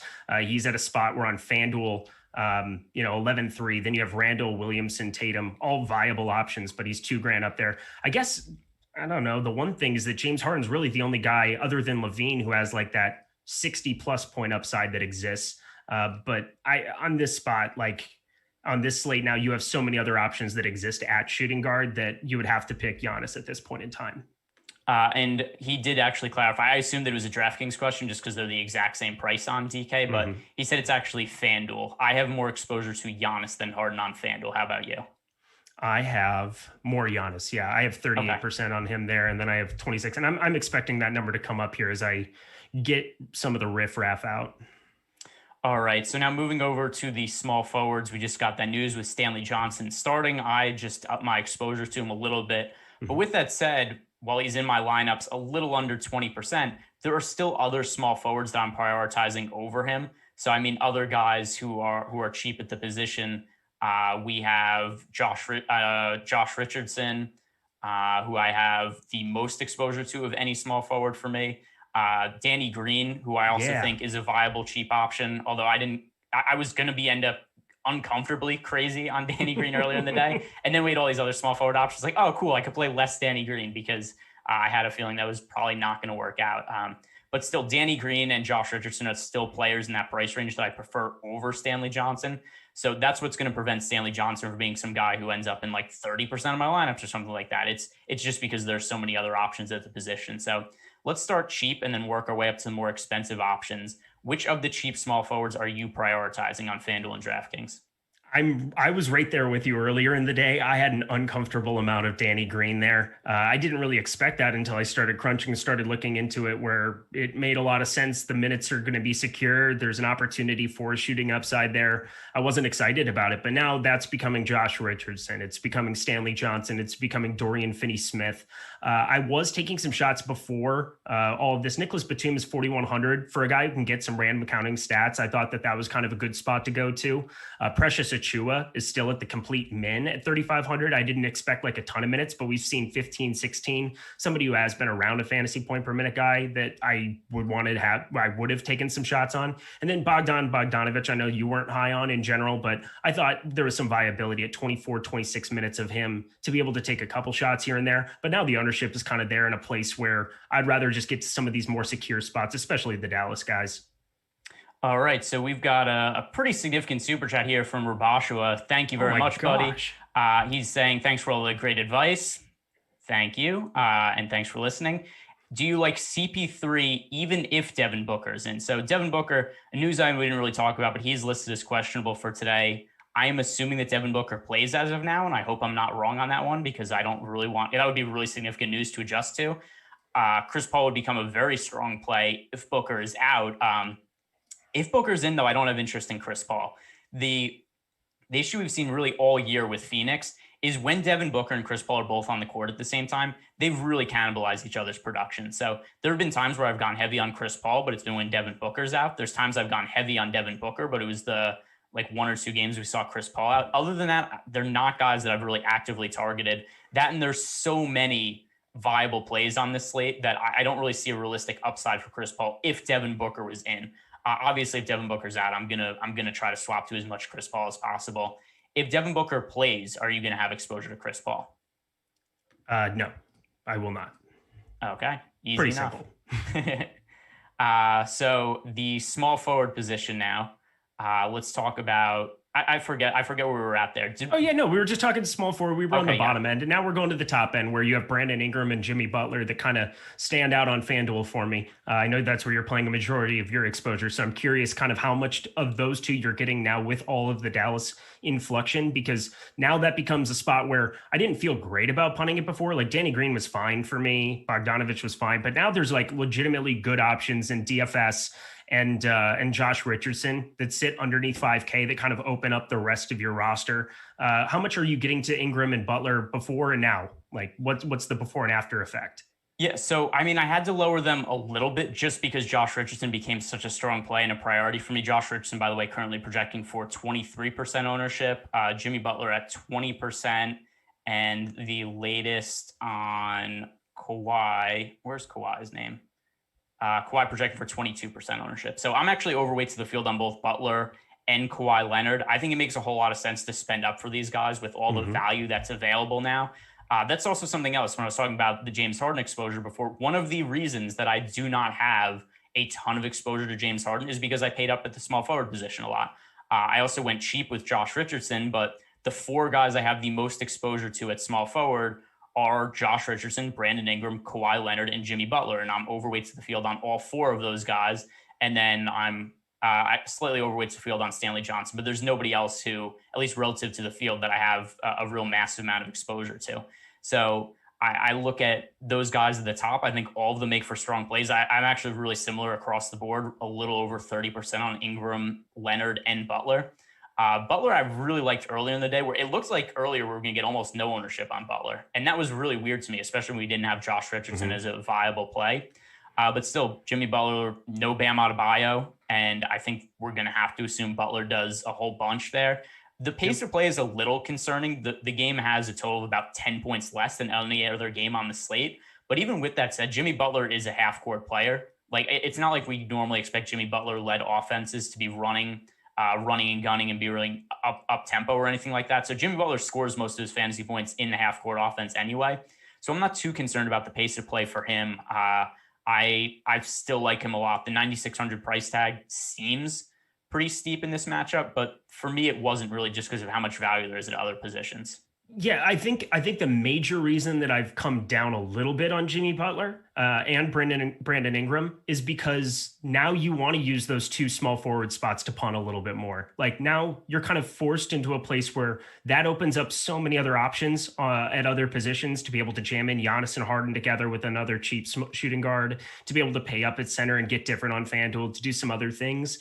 Like Jimmy Butler is a guy. This game, you said it has a 211 total, so it's much lower than everybody else. Butler goes from a 1.4 DraftKings points per minute guy to a 1.53 with Bam off the floor this year. Like those are pretty insane numbers in general. He would have been a great play with Bam there in general on FanDuel, but now it's just so hard to get there because you want to use both of those roster spots to get a little exposure elsewhere in your lineup. So because of DFS and because of Josh Richardson, it's just going to be a product of the slate more than it is like a damnation of Jimmy Butler. And guys, the show doesn't end at 7:00. The slate might lock, but Eric and I aren't going anywhere. We're going to be sticking around for 30 minutes to talk about Jock Market. What is Jock Market? Oh, thanks for asking. Jock Market. This is a different way. You're so good at that. That was fantastic and awful and fantastic. Keep going. Yeah, I don't know if it was that fantastic, but whatever. We're trying to make the ad reads fun, throw a little energy in there. So Jock Market is a different way to play DFS. There are all different kinds of things we're investing our money in now, guys. We're into stocks. We're paying for digital cards, digital paintings, everything now. We've got all different ways to invest our money. Now we also have the Jock Market. So this is a different way to play DFS. We're bidding on players as if they're stocks, and then we're trying to get production from them, and we're trying to get them to be ranked higher than what we pay for them based on their production for the game, where they rank amongst all the players that are on the slate for that night. So the IPO is going to lock at 7:30. Eric and I will be talking about the Jock Market from 7 to 7:30. We'll be bidding on guys live. Hopefully people in the YouTube chat will also be bidding against us. That's happened a little bit. That makes for a little bit of fun and excitement. So download the Jock Market app so you could follow along with us. And if you want to use the promo code Awesemo20, you'll get a $20 bonus on your first deposit. And then the other thing also is that we have projections that are up for the Jock Market on Awesemo.com. And those will cover basically how many fantasy points Alex projects everybody for on the Jock Market, and also what the fair IPO price is. So that's a good baseline for just looking at and trying to figure out how much you should bid on each player. So stick around for the 30 minutes after lock so we could talk about all of that and have some fun. Next up, the power forward position. So I think the thing that we have to start here, Tobias Harris, to me, is the best play on the slate on FanDuel, one of the strongest plays on the slate on DraftKings also. But starting with FanDuel at 6,900, how much exposure do you have to Tobias Harris, over or under 99%? Under, but fractionally. I am in the same boat as you. I've right around 90% of Tobias Harris. Yeah. I'm 83% for what it's worth. It would have been 100% had there not been so much other value that opened up. Or it was like, I want some combinations of like Zion and Giannis and Antetokounmpo. If it wasn't for that, Tobias Harris would have been in all my lineups. But there's just so many good plays that opened up that while still a priority play, I have 90% exposure to Tobias Harris as opposed to 100%. But he's my highest owned player on the slate on FanDuel. I mean, you just said what your number is also. So I assume the same for you on FanDuel. Is he your highest owned player? Yeah, he is my second highest owned player. Jalen Brunson's number one right now, 87%. Interesting. So, yep. Okay. So I mean, Tobias Harris was at 83 here at the moment. I mean, I'm going through, I'm kind of finishing up the last couple crunches of it. Right now we have Jalen Brunson at 30.8%, which is fine there, like sitting in that range, but 5,300 just seems like a lower number. I'm not playing as much on FanDuel. So I don't have as much exposure as I had with PG-13 the other night, but so I'm just going to be a little bit more aggressive. I tend to take larger overweight stands on my plays in general, compared to what I think most people do, or just going through lineups of other pros. Not that I'm calling myself a pro, but I like to think that I do this okay, and at a pretty high level. So I'm trying to right now just get as overweight as I can with Brunson, differentiate the other part of that position. And then, as you said, like Tobias Harris is just the closest thing that you're going to find to a lock in terms of a position. It's just a mispricing. Like DraftKings at least took some kind of initiative to price him in for this role that he has. It's just incorrect on FanDuel. So even on a floor situation, he's not going to kill you on this slate. Yeah, I agree. The 69 is way too cheap for him. The other thing also is that if you look at his numbers when Ben Simmons and Joel Embiid are off the court, 28% usage rate, also scoring about 45 fantasy points per 36 minutes. He's going to have to play a ton for them to stay competitive in this game, shorthanded going up against the Bulls, which is a relatively difficult matchup relative to what we would have expected from the Bulls coming into the season. But still, either way, I think that, oh, by the way, Anthony Davis here, we got to address this here. Oh, Anthony Davis, who left us a nice super chat, 0% Tobias. Let's get it, fellas and ladies. Love the show. Hit the thumbs up, which, by the way, I haven't mentioned that yet. Please do hit the thumbs up button. I haven't hawked for likes yet. I had so much other stuff. I had the ad reads to get to. I was giving out the Shamrock code. So yeah, guys, definitely hit the thumbs up button, and don't forget to subscribe to the YouTube channel, because that's what we're really looking for here. Is all of those subscriptions even more valuable than the likes and comments, or people subscribing to the channel so you know when we go live. But yes, please do hit the thumbs up button before the end of the show. Other power forwards, I know we've already talked about Giannis. I'm in the same boat as you. I have him a little over 30% on FanDuel. To me, he is the best spend up option just in terms of how many fantasy points I have projected for. There's a whole bunch of other power forwards I want to get to. So somebody that for me I would have more exposure to on DraftKings than FanDuel, just because of the lack of needing to play guys at a specific position, and that Tobias Harris picking up almost all my ownership at the power forward spot only leaves so much exposure to other guys. So considering the amount of exposure that you have to Tobias Harris and I have Tobias Harris, and we both said we like Giannis and have him in about a third of our lineups, what other power forwards are you getting to at an appreciable amount? So on DraftKings, we kind of have a different situation because you have Giannis there, and Tobias, just like you do on FanDuel. But now you also have Stanley Johnson, who's only at power forward over there. So I'm getting to roughly about 20%. I have 190 lineups going on at DraftKings. That's where a majority of my play is tonight. Marvin Bagley, I was getting to a little bit of. I'm trying to figure out kind of what I want to do with him. I was getting to like 25% on DK, which was almost triple the field. I liked being overweight there. Hassan Whiteside continues to be out. He plays some of the backup five. We've seen Bielitsa plug alongside him a little bit of late, so I have no problem getting to a little bit more. I could see some extended run so long as he's playing well. He's gotten just close to 30 minutes or 32 the last one out. He played 35 minutes against Charlotte 2 games before that. So I think that he's a guy that I really want to get overweight to the field with. And then Zion Williamson is somebody that I'm always going to be a stand for in that fast-paced 238 total game. And then the last guy that'll kind of rope into the entire mix of it, Kelly Olynyk's power forward eligible on DraftKings. 5,100 might look jarring. I don't expect him to shoot as well as he did last time out, but it's 5,100 at a power forward position. Gives me a nice little, I like the way that my lineups look with him alongside. I'm basically getting a third center in there for free. Yeah, and then I saw somebody asked Zion. I have 12% exposure to Zion right now. If we didn't have all these other options to consider, Zion would be one of my higher run players on FanDuel. Like, I haven't projected really well relative to his price, but I have Tobias Harris in almost all my lineups. I have Giannis in a third of my lineups. I only have so much power forward exposure left after that I got to Roby some with Baisley out. I got to I got to Chris Boucher, even though he's coming off the bench. I don't think that's a deal breaker for him. I got some Randall. I got to some Zion. But overall, I don't have significant exposure to anybody at the power forward position other than Giannis and Tobias Harris. Can I get your one take? The one guy that I'm having a tough time to call for right now, like trying to get a gauge for what I should do with him. Jeremy Grant plays in this first game. I hate locking in a position early in the night, especially with this kind of a slate where there can be a lot of news to break late. But he projects out phenomenally well. Right now, Alex has him in for 34 minutes. We have him at 8% ownership over on DraftKings. FanDuel, I'm a little less inclined to get there because I think that getting up to Giannis as one of my spots is just like almost a lock on a majority of these. And then obviously Tobias Harris is such a good play. But over on DraftKings, what would you do with Jeremy Grant in this situation?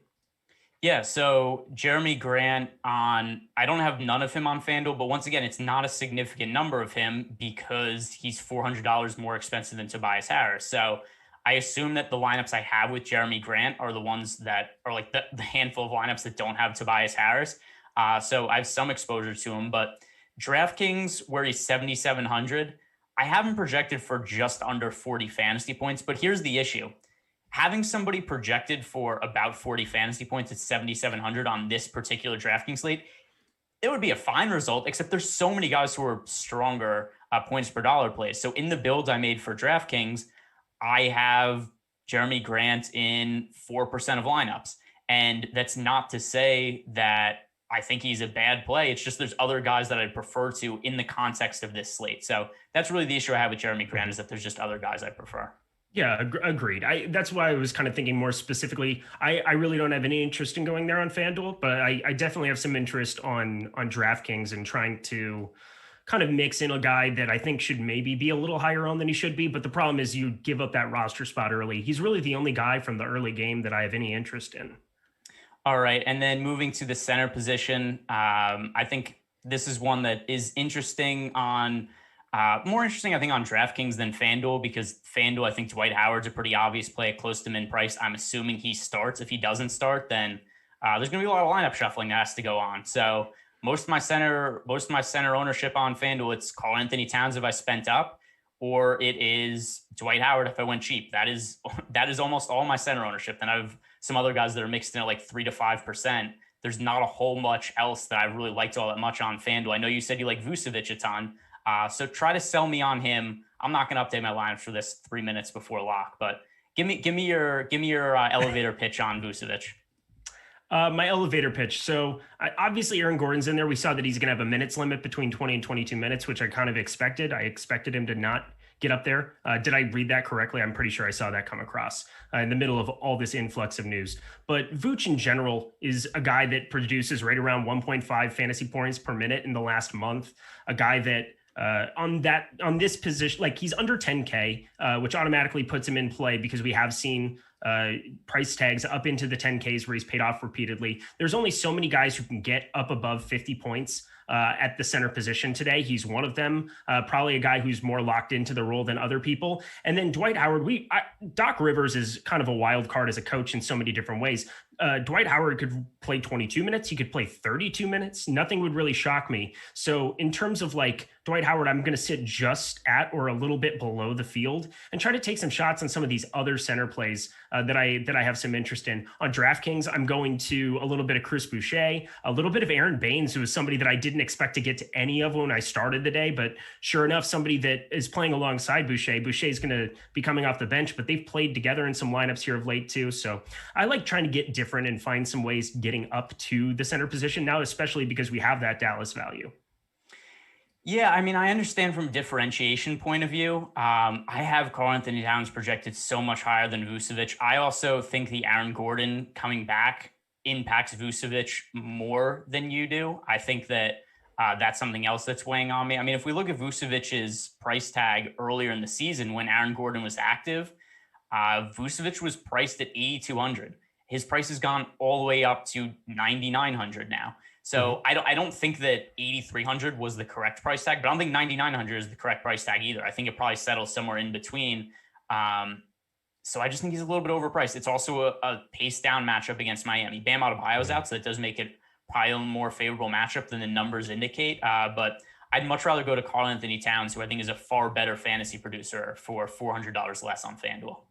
Yeah, and if they get in a close game, I mean, that's what you're really hoping for Gat, to get in like one close game eventually here so that he can express that upside, get minutes to 35 even just like one time. But you're also looking at an ownership game where right now Vooch is coming in at 5% and Towns is close to 50. He is 15%. So I'm getting an ownership discount on a guy. I'm getting a different roster construction, paying up the extra 400. I don't even necessarily need that with how much small forward and shooting guard value that there is that exists on this slate. So for me, yeah, it is a differentiation thing, but I also don't think that you should be 1/3 the ownership of Karl Anthony Towns in this spot.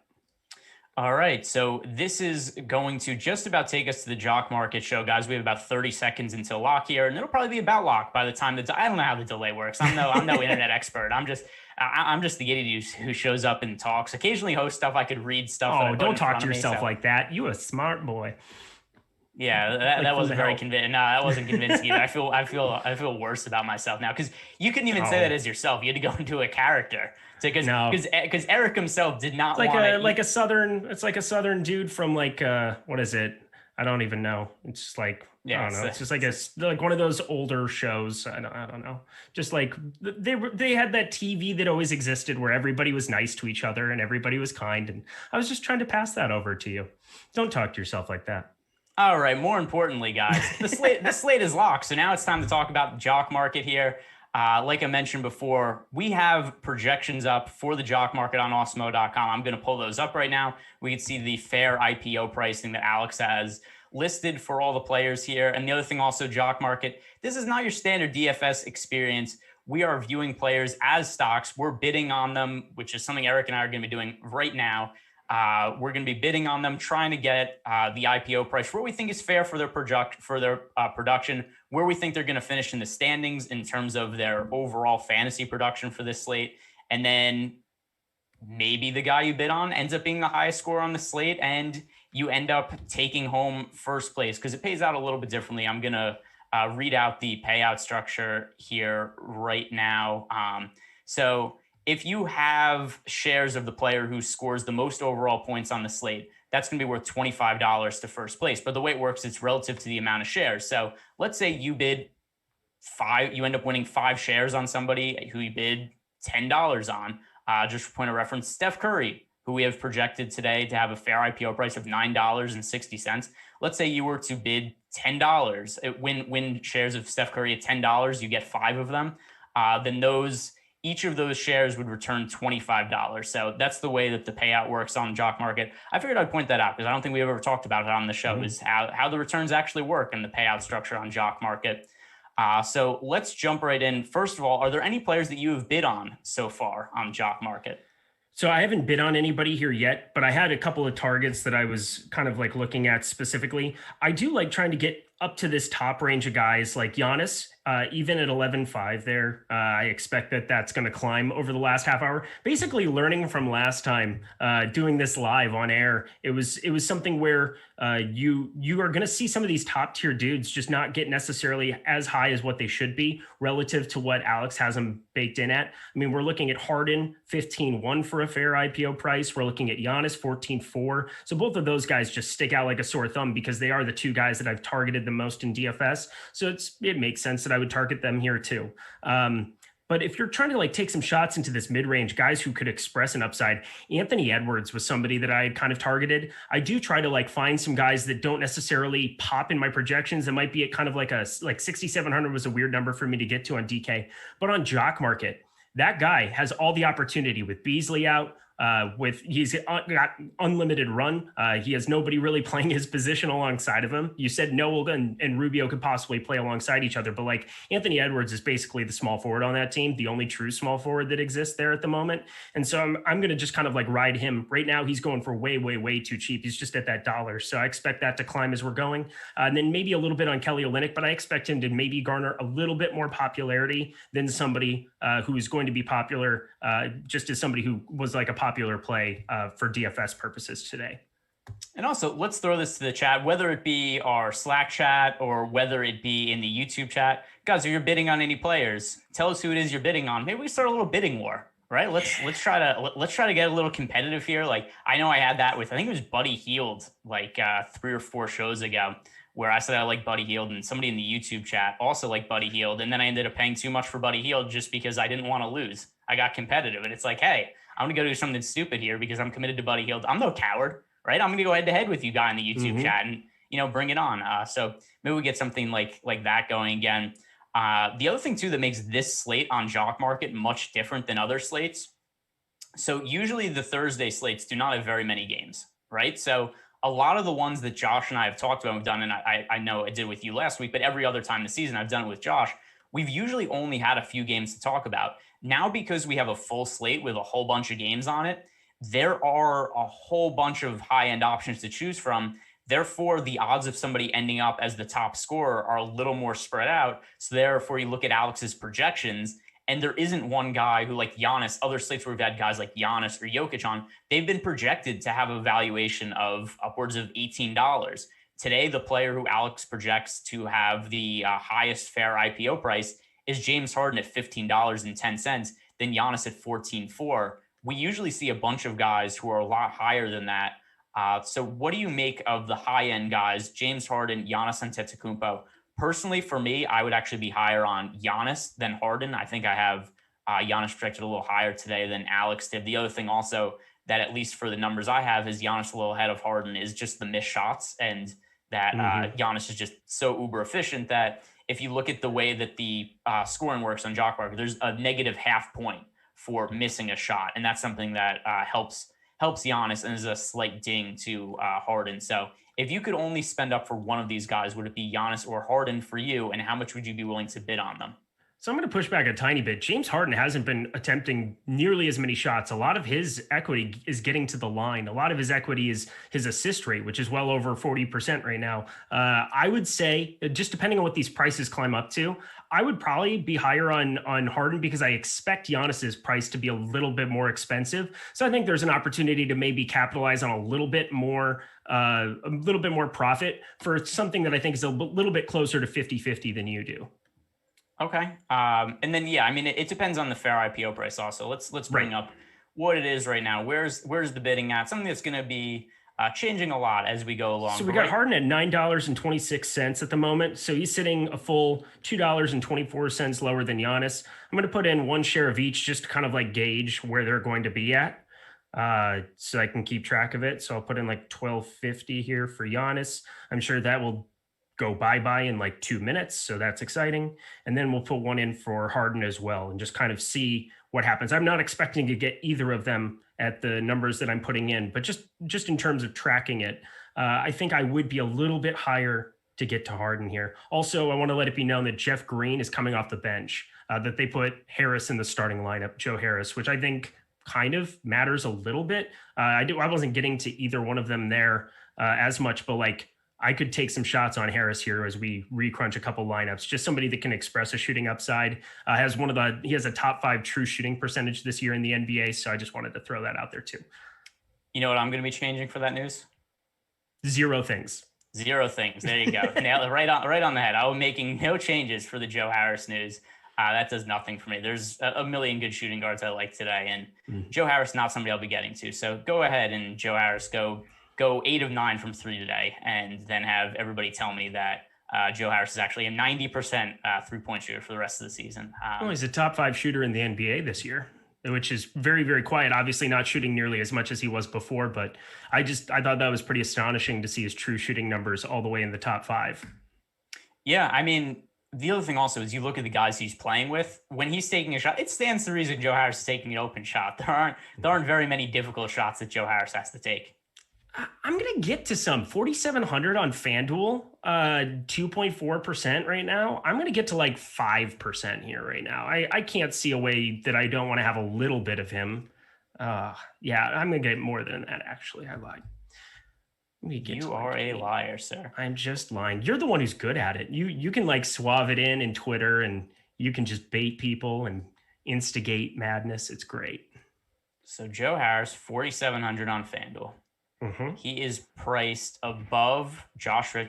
Same price as Josh. Same Richardson. price. I prefer Josh Richardson by a lot. Yep. He is more expensive than Dorian Finney-Smith. I prefer Dorian Finney-Smith. He's more expensive than Danny Green. I prefer Danny Green. He's more expensive than Stanley Johnson. By the way, all these guys I have projected to score more fantasy points than Joe Harris. So but ownership is a thing. That's for me the issue where I'm now getting a guy who's in a starting lineup who goes from playing 32 minutes to maybe 34, 35, gets a slight plug there, gets to go right alongside Kyrie and Harden, who will then stagger out from the beginning after they run their first 6-8 minutes. I don't know. Maybe I should get to a little bit more. I'm just gonna cap him at 10, and we'll see kind of whatever it gets to. I'm gonna put him in for 35 minutes and go from there. I don't like how long it's taking the Sixers to name a starting lineup. It's not great. No, the game starts in at least if they give us a weird starting lineup. But would you expect anything else from Doc Rivers? The guy hates us. Like, he doesn't care about us. Here's the good thing. At least we knew Joel Embiid was out ahead of time this game. It wasn't like, whoa, I've never even heard of COVID. That would probably be Doc Rivers in the pregame press conference. Like, have you guys heard about this? Yeah, Doc Rivers. COVID is very questionable. Yeah, everything else, Doc Rivers, he knows nothing about. He's unsure of anything that's going to happen. So yeah, I'm hoping we get that starting lineup soon-ish. But let's talk about some of the jock market prices for these Sixers guys. Because Dwight Howard, who is one of the top value plays on the slate, especially on FanDuel today at only 3,800, he's currently only at 155 as his current bid. And Dwight Howard, who, by the way, actually Alex has projected for 180 as the fair price. I guess that's partially influenced by, number one, we don't know for sure that Dwight Howard is starting.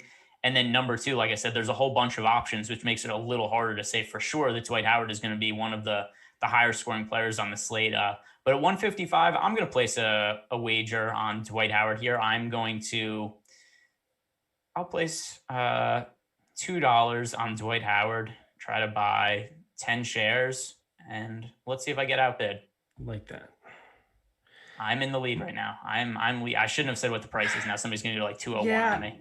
See, the tough thing about that is like, it's somebody, I feel like when these guys pop, I feel like when somebody pops in DFS, that they're going to just go a little bit overrepresented on jock market as well. So like sneaking through the cracks and finding like Anthony Edwards, or like right now I'm floored that number 12 right now, Tobias Harris, that his break-even price would be at the moment where you put in, like if you put in $7 for it, he's right now going for 551 was his last thing that he came up with.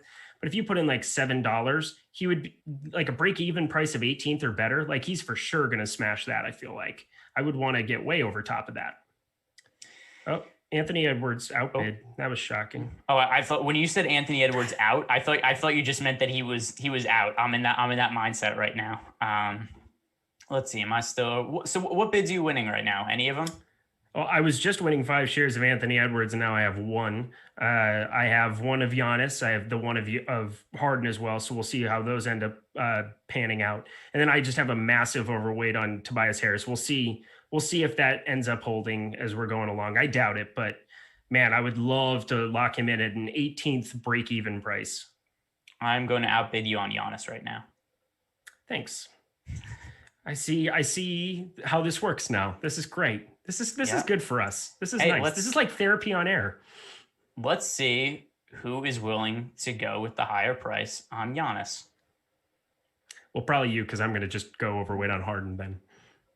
Am I winning? I only went with 1 share of Giannis. Did you bid for more than 1 share on Giannis? Nope. I have 1 of Giannis. I have 1. I still have it. Not anymore. You don't. Nope.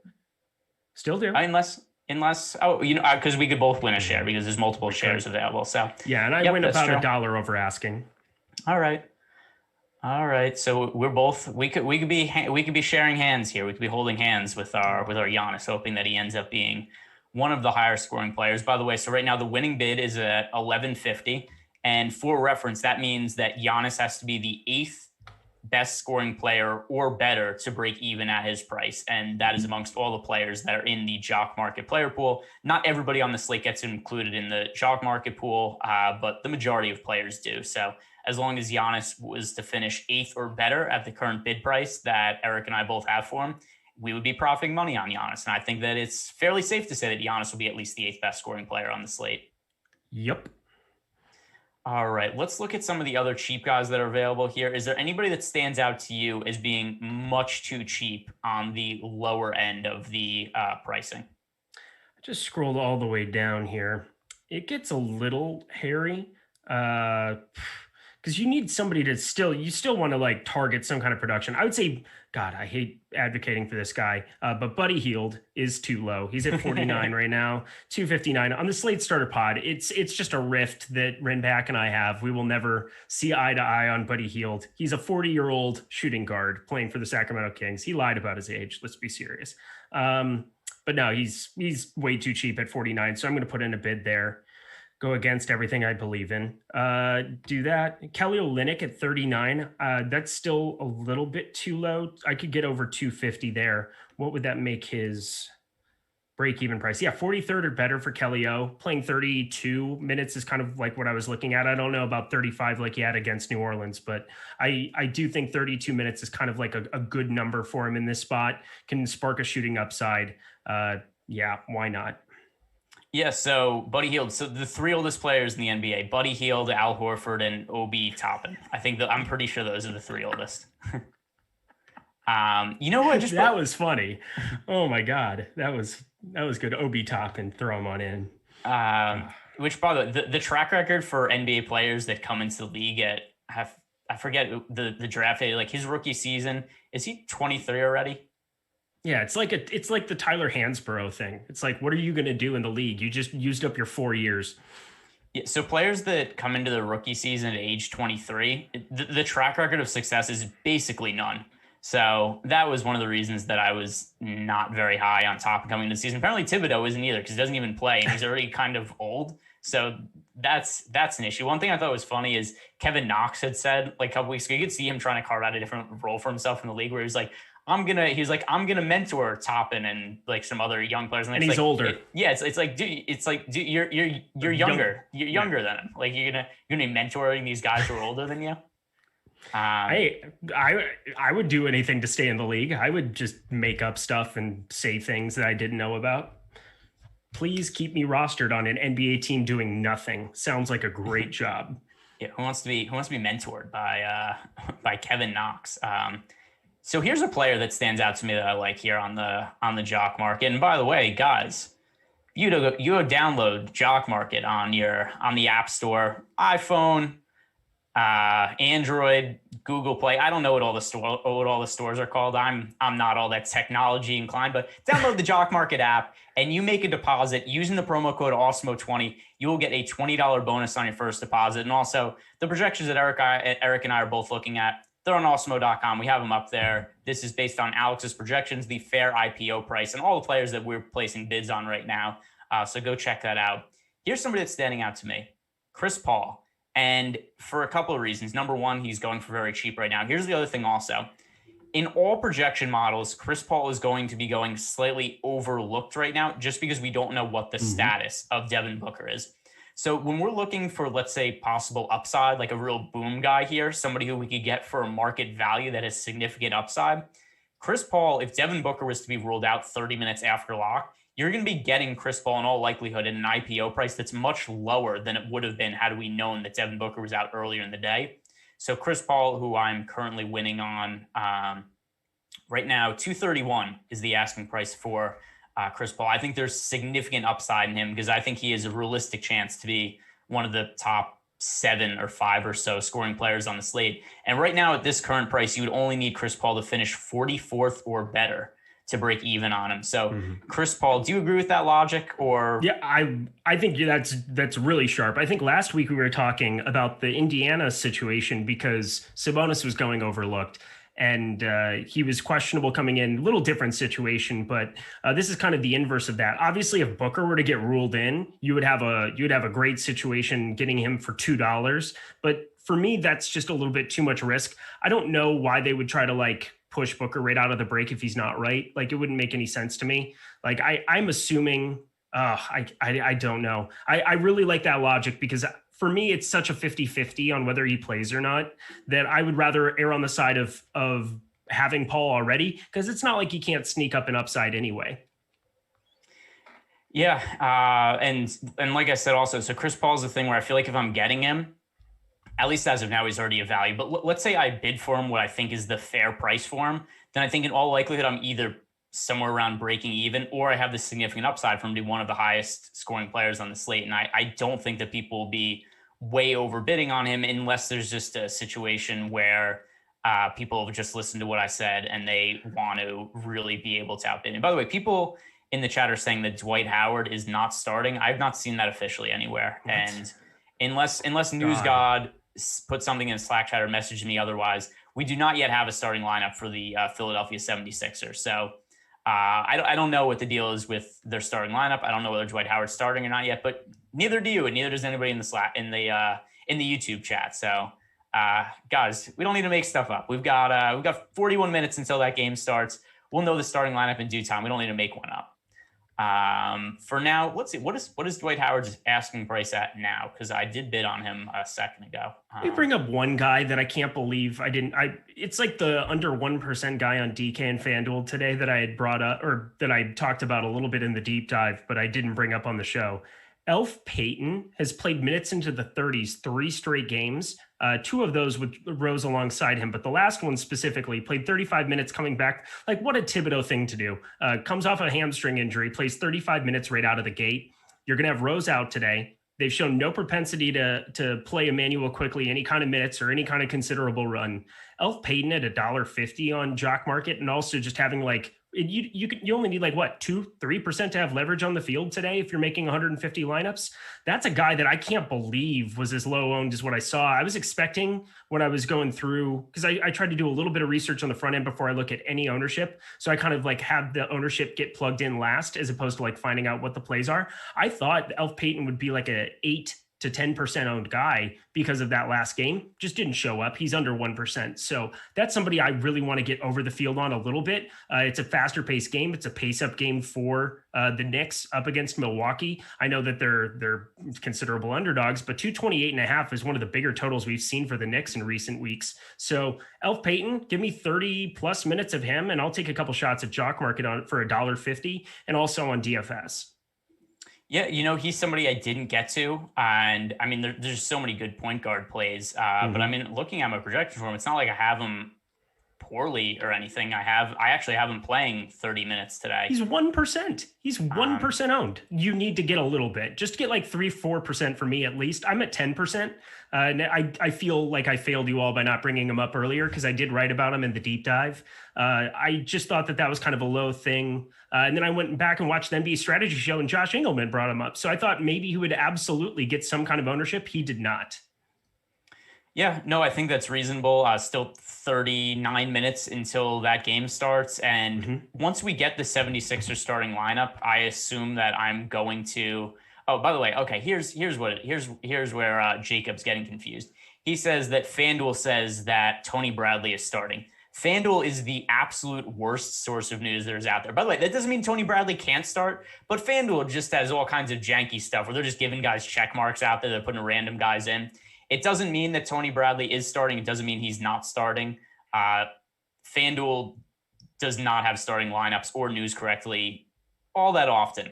They're just kind of throwing stuff out there. I don't know where they're getting their stuff uploaded from, but it's not always correct. Now watch, we just get news right now that Tony Bradley's starting. He could start. Dwight Howard could start. It's unofficial. I assume Dwight Howard's starting, but I'm not going to make any moves until I know what the starting lineup actually is.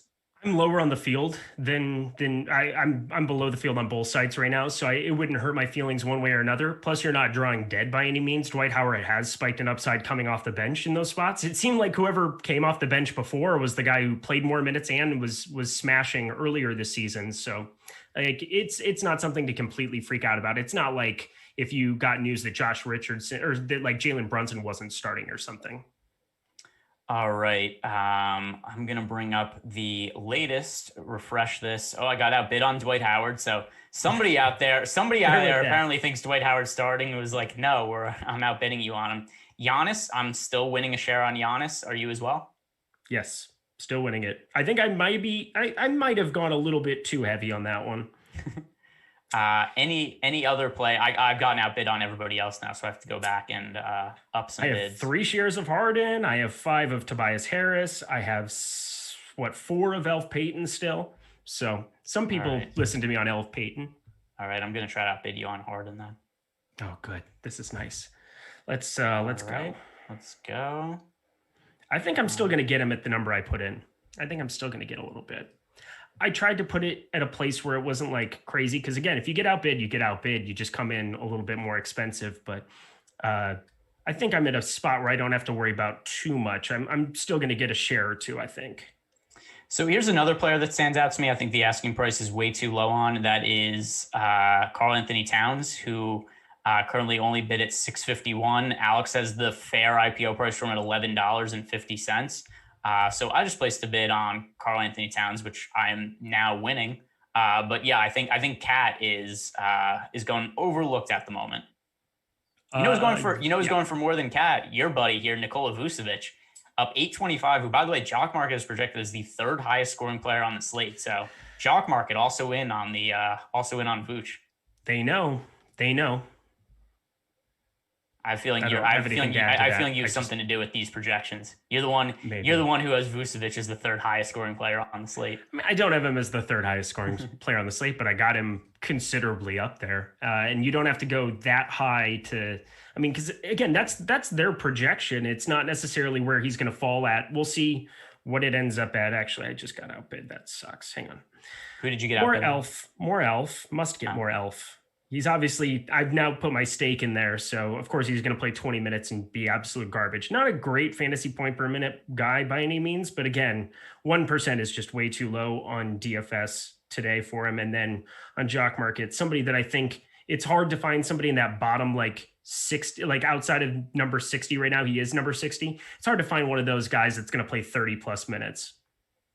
All right. So I am currently winning bids on Giannis, Harden, and Towns. And I feel like I'm sitting pretty good here. I'm not going to place bids on anybody else until I get outbid on these guys, which is probably going to happen any second now that I mentioned their names. Yep.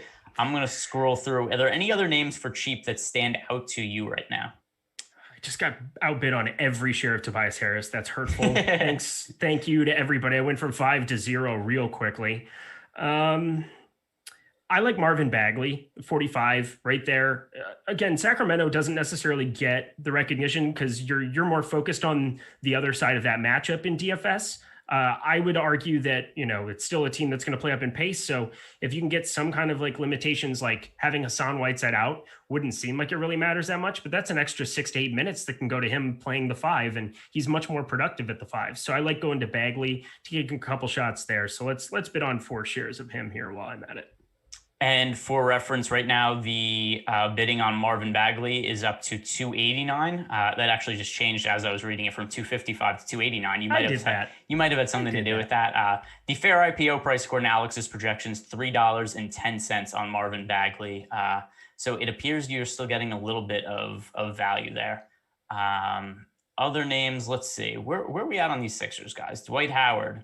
Bid up to 425 now. I would not be willing to go above that until we see the Sixers starting lineup because I am very afraid that he is going to end up not being in the starting lineup, and I'm going to have to redo everything. It's so inevitable. It's so happening. That would just be like before it was like right at lock. Now it would be like right at the end of our show, like right at 4:30 or 7:30 your time. Like absolutely no Dwight Howard in the starting lineup.